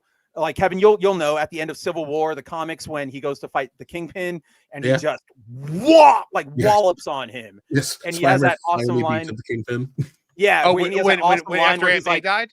Yeah, right after Aunt May died. Yeah, and he has that line like he goes to the prison, takes off of like the top of his costume, just annihilates Kingpin like 1-to-1 in front of all the prisoners, and then picks him up by the collar and puts his like wrist to his face, and he's like, if I wanted to, I could fill your lungs with web right now, but I'm gonna let you live with the like being the pathetic person you are now that everybody knows that you just got your butt handed to you. And then they did One More Day and they ruined it all. But like I love those super intense moments of that was Back in Black, right? Yes, it was, my friend. Yeah, yes, it was. That was a breath of fresh air. Should we let her die? No, let's sell our marriage. Oh my goodness, yeah. One More Day was really dumb. I don't know, but to me, this is what's so frustrating about Spider-Man 4, right? The what was the last one called? No Way Home. No Way Home. Yeah, No Way Home ends with the promise of comic book Spider-Man. So why don't you just have Spider-Man 4 be an homage to the first issue of Amazing Spider-Man, and let the villain be the Chameleon? How hard is it to really do the Chameleon? Like that would actually be really cool. Right, a shape-shifting bad guy. You can tie in J. Jonah Jameson, do what you want to do, and then if you really had to use Kraven, you could have jammed them in at the end because, this weird kid with these weird powers in New York City beat up my spy brother. So now we're gonna go restore my family's honor, and now you have a reason for Kraven to be around. And don't rush the movie because Kraven is an awesome character. I to the point that it's kind of weird that Kraven isn't actually a Black Panther villain at the end of the day. But like there's a lot of things you can do with this character instead of just rushing in and doing this awful movie with some more bad CGI. But it wouldn't be Sony if it wasn't a bad movie with a villain no one wanted to see doing some bad CGI stuff. I'm still kind of obviously, like, where's Scorpion? Remember they introduced Scorpion and there's they did. Nothing's ever happening. I was kind of interested in that, and nah. Obviously, you got a Spider-Man movie. You want to see him swinging through skyscrapers and stuff like that. But a horror, you could shoot it like a horror film, and Spider-Man being hunted by Kraven in Central Park would be a good movie. Ooh. I mean, I did like that little bit in Homecoming when Peter's out in like the suburbs and he tries to like go and he's like, oh, like the web just like flops. Like I like those moments, but so I would be in for a full movie of that. Well, speaking of Marvel stuff, guys, is anybody else here playing Marvel Rivals? Yes, Spencer, it's so good. I am losing my mind at how fun this game is. Like, it's so much fun. I haven't even played it that much, and I'm like, I gotta get back into this game. It's so much fun. Right. Like I haven't felt for like this is the first time in a long time where I'm like, I'm working and I'm like, I can't wait to get off of work to play a game. Like I gotta play this game. I love how I it's haven't played already again Overwatch. the Overwatch 2 crowd in it. In their disappointment of that game, it's now getting that fan base in it. I think that's so cool. Well, I was say I haven't played it. I haven't played Overwatch, but I am thoroughly enjoying the existential meltdown that's happening over in Blizzard over this game. The fact that everybody is trying to find ways to say that it's somehow toxic. Yes. To like this game. Up to and including dusting up a little bit of accidental racism to make your point. And like, yeah, calling, oh look, Black Widow's just a rip off of Widowmaker. Way to go, guys! And it's like, you're not that original of a character design. 2, Black Widow 1962. You're not winning this one. It's just a Chinese game. It's just a Chinese game. All these Chinese games all the same. Whoa, but what in the Archie bunker is happening right now? What are you saying? Meathead, them Chinese games, they're all the same. What do you think about those Chinese? I was wondering if you're going to go with Australian Woodrow. Yeah, Wilson. I don't know what you I'm went doing. Australian. I thought you were going to either go with Chinese games all look alike or with Chinese games you want to play again after an hour. Fantastic. And a surprising amount of cats. 10 million people playing that game, though. I mean, it's crazy. You get on there and you go to like matchmake and you get a game instantly, which is the best thing ever. Which is Marvin, I've been noticing that. Like, I hit like queue up and I'm like, oh, I'm gonna go like grab a drink real quick. Nope, because boom, you are in. I maybe waited like 10 seconds once at like 4 a.m. when I was playing, which made sense. But yeah, this game is just. It's everything well, I played Overwatch a lot. I don't know if anybody else did, but it's everything that like Overwatch players. Good, Nolan, then you'll know this. It's what we all loved about Overwatch: the colorful characters, the fun settings, the vibrancy of it all, the personality of who you can play as. Given a Marvel skin and like given care, I think is probably the biggest differentiator here. And by care, I mean they could have easily dropped this game and just made it a regular hero shooter Overwatch clone and just put a Marvel skin on it. But they go so far in treating the source material correctly. One of the things I've been a big fan of is if a suit is from a movie or a comic book, an alternate skin. If it's from a comic book or a movie, when you go to look at it in the store or in the game, it says this costume is from issue whatever, like Amazing Spider-Man 63, like 1992. Then it also has like a quote from that issue related to like the suit. I mean, I hate that I'm using this as an example, but they have the Chasm suit in there, the one for Ben Reilly. And so if you click on it, it says Amazing Spider-Man 93, 2019. And the quote's like, there's nothing left anymore. There's just a chasm. And I'm like, they didn't need to do that. Normies don't care about that. That's for people like us. And so that I'm like, that it's such attention to like, so you have that level of care. They even have Kevin, you'll love this one because I think you're probably more caught up on recent comic, just it more, not caught up. But on each character's profile, when you go to read the lore, their story, they have their name, and then in a nice little fun detail, they have like their signature. Right? It's completely fictional. They just made it up for the game. So you've got like Spider-Man, and it says like Peter Parker. But you go to somebody like Moon Knight, and it has 3 different signatures, all completely different, right? And then like I don't like this era so much, Kevin, but when you go to Magneto, his signature is in the Krakoa language that they like invented. Oh, okay. Right? So it's like they are going so far into showing you like we care about this stuff more. Like, yes, we care about the game, but we care about the characters and the stuff that you care about.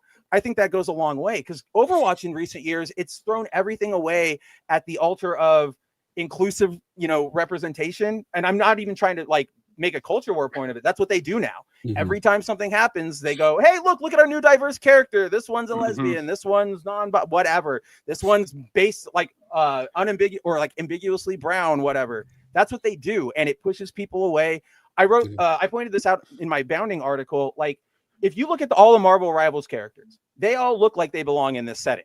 If you look at the initial batch of Overwatch characters and maybe like everybody up until Overwatch 2, those characters all looked like they had a similar design philosophy somewhere that made them part of this world.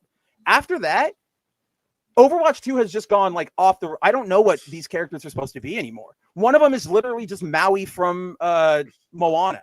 Like, there's no consistency, there's no coherence. They just are. They're running around and trying to patch up the ship, the Overwatch ship, with duct tape, and it's not taken. And we can all see that. And now a nice shiny ship came along, and it's all new. Yes, so a lot of people are going to go to it. But like, you know, you, me, and Kevin, we're on the ship and we're going, oh my, did you see, look at this. They're using these kinds of like bolts. That's crazy. Nobody uses these bolts. So we're seeing the inner like care put to it. So it's early. Who is your main right now, Spencer? Right now, it depends on what role I'm playing. If I'm playing support or whatever, specialist, I'm a cloak and dagger guy because I like the ability to attack as well as heal. I know he's not good, but I really like Captain America. I just kind of like running around annoying people.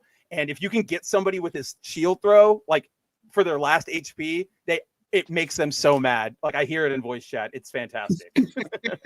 You know, Spencer, all your points, that's what made OG video games great. It was all in the devil in the detail, the little things. When you were talking about like the signatures and such, I'm thinking of like the OG 2000 PlayStation 1 Spider-Man game, where the whole thing is basically like you're just playing a Spider-Man comic. You'd have little bios, you could collect comic covers, and it's just go ahead.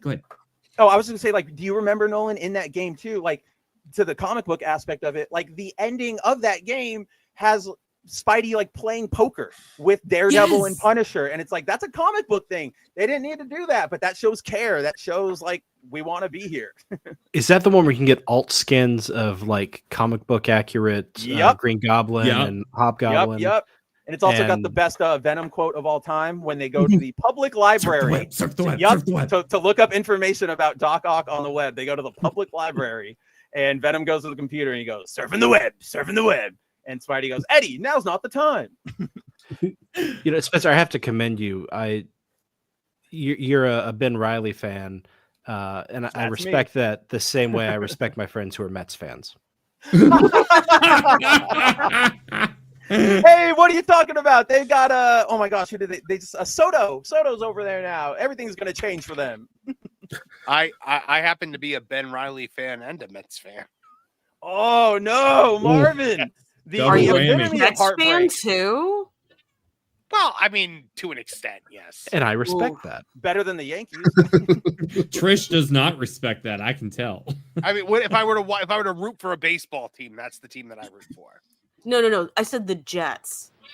Oh no! Oh gosh! Oh. I don't traffic. Because he said the Mets, and then whatever character you guys are talking about, I don't know. But when I heard the Mets, it made me think of it's like the Jets are the Mets of football, So it's just what I thought of. So I figured I'd ask, baby. No, but so my main when I first started playing the game, I played as Spider-Man, and it was so difficult. Oh, he's and so hard. I was like, I have no idea what I'm doing. But I found my niche with Iron Man. I really like Iron Man. Yeah, I'm so bad with him. I'm glad you're good with him. So are there some characters? I'm not good, but I'm not bad. I can do something. Are there some characters who have really high learning curves, but once you master them, they're really effective? And then others that are button masher kind of characters. I know what you're like, that's in every video game of this type, but like honestly, Marvin, I wouldn't say that anybody has a particularly steep learning curve. Everybody, you got to get used to them, but it's kind of really intuitive.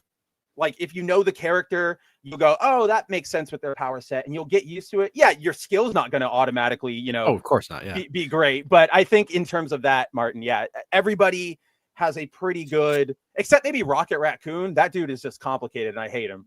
That's Pro's main. Pro-Mage, Is it really? Pro-Mage Okay. Rocket. Well, Yeah. that's because Pro is smarter than us and more capable. He said the wall Than the me. crawling up the walls was what did it. That's why you pick Venom. He said he climbs the walls fast. My least favorite people to play against though are I found Iron Fist because screw him, Magneto and Hela. Oh, Hela is like a thorn in my side. The Yes. Iron Fist thing is really annoying because he's just he's like super overpowered. Just that's the base of it. Like he can fly with you as Iron Man. I've seen it. Like he can just attack into the air.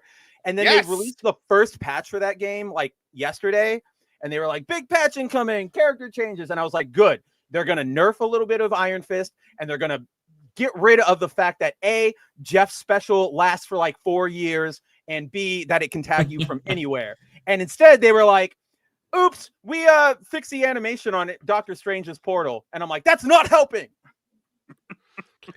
I haven't tried Strange yet. Is he good? Is he any good? He's really, really fun, but he's also what's the right, like you got to be very, very like situationally aware, because your whole thing with him is creating those portals, like the ring portals from the MCU, and dropping everybody everywhere.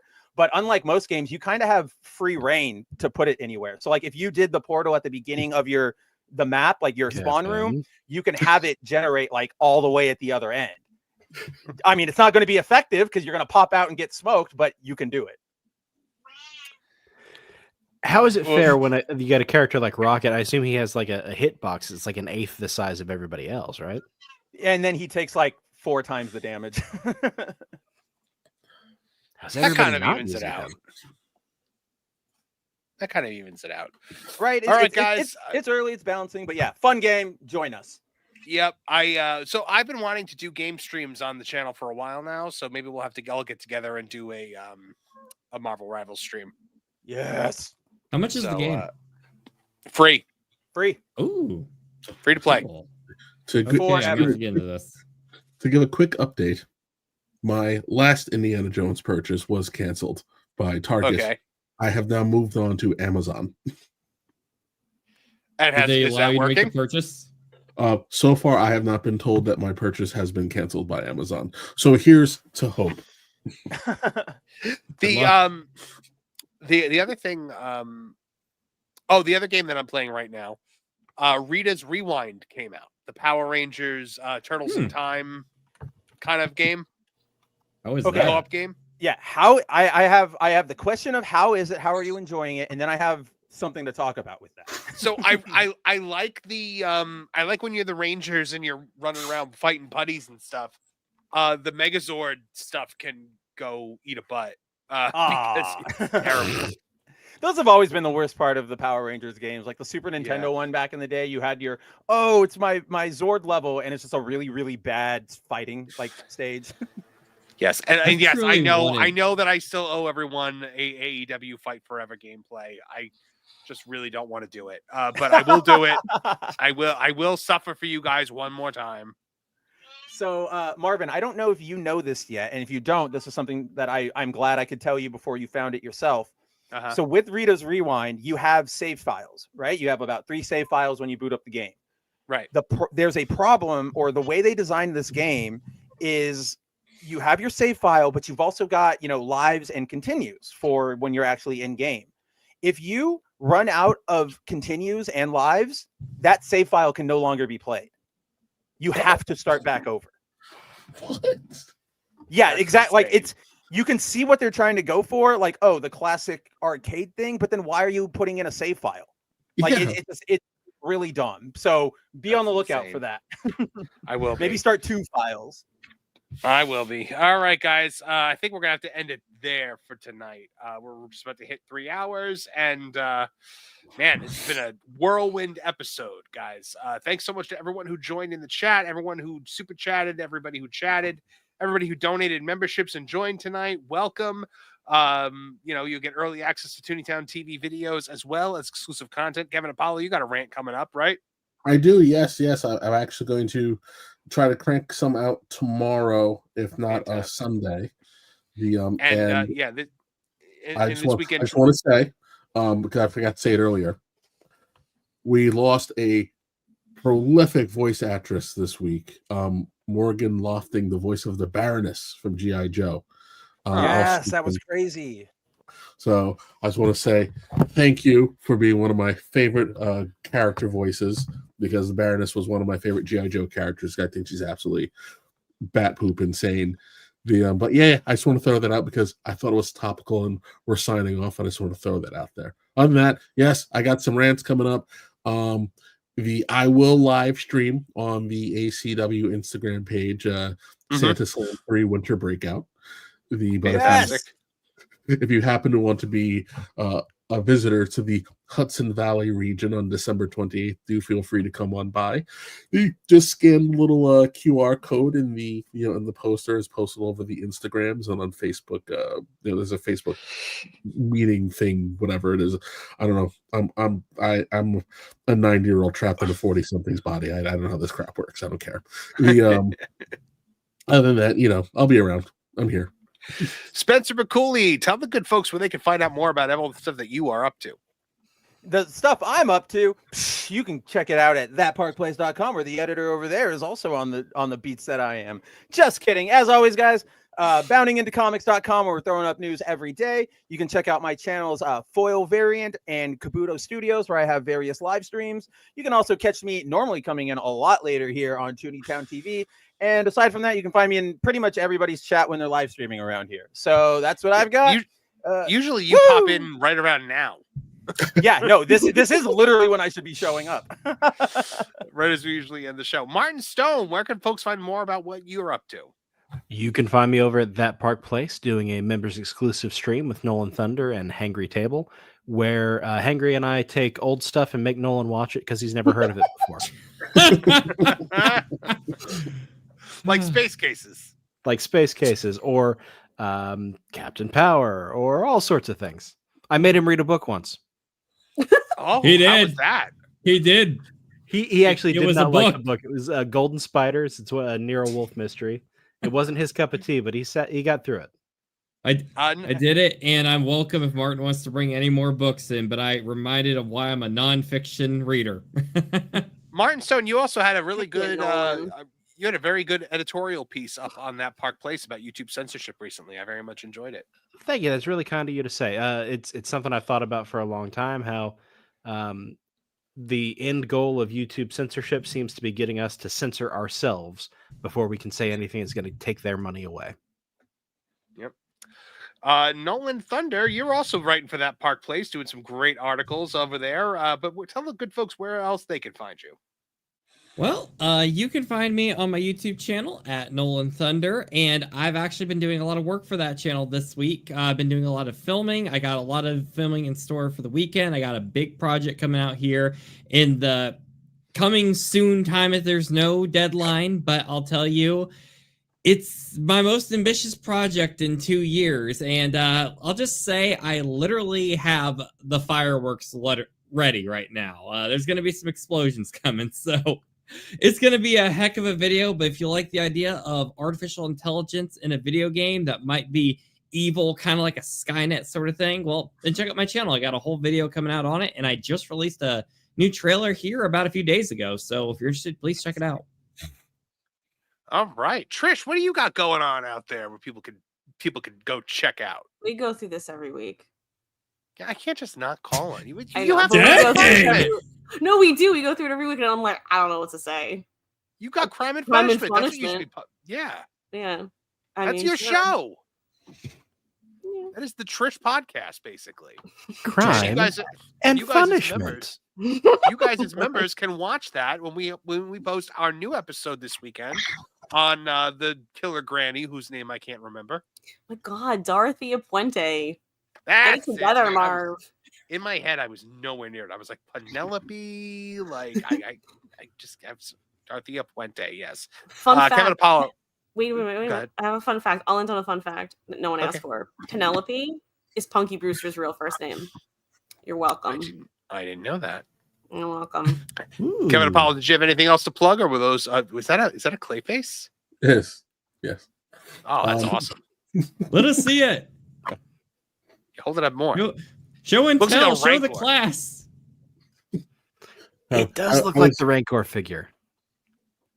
That's so cool. Do you remember when you got that Metallo and like the chest piece like didn't come off, but you pried it off anyway and found the kryptonite heart in there? Yes. That was a moment of both terror and absolute joy because I thought I broke it. So Walmart had an exclusive DC Universe line, and I was like, I really wanted the Metallo, and so I got it because I need help, and I put the Metallo together immediately, and I'm like, what's this little end do? It spins. And I was like, I wonder if it comes off, and then it just flew off. And I'm like, I broke it, and then I realized there's a kryptonite heart inside of it. I was like, I didn't break it, and there's a kryptonite heart. All the emotions. It was. All right, guys, and make sure you're checking out thatparkplace.com for daily news on movies, TV, video games, and theme parks.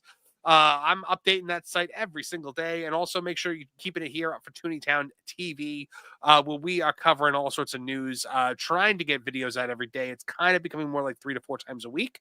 But I very much appreciate all you guys that are able to get over there when you do.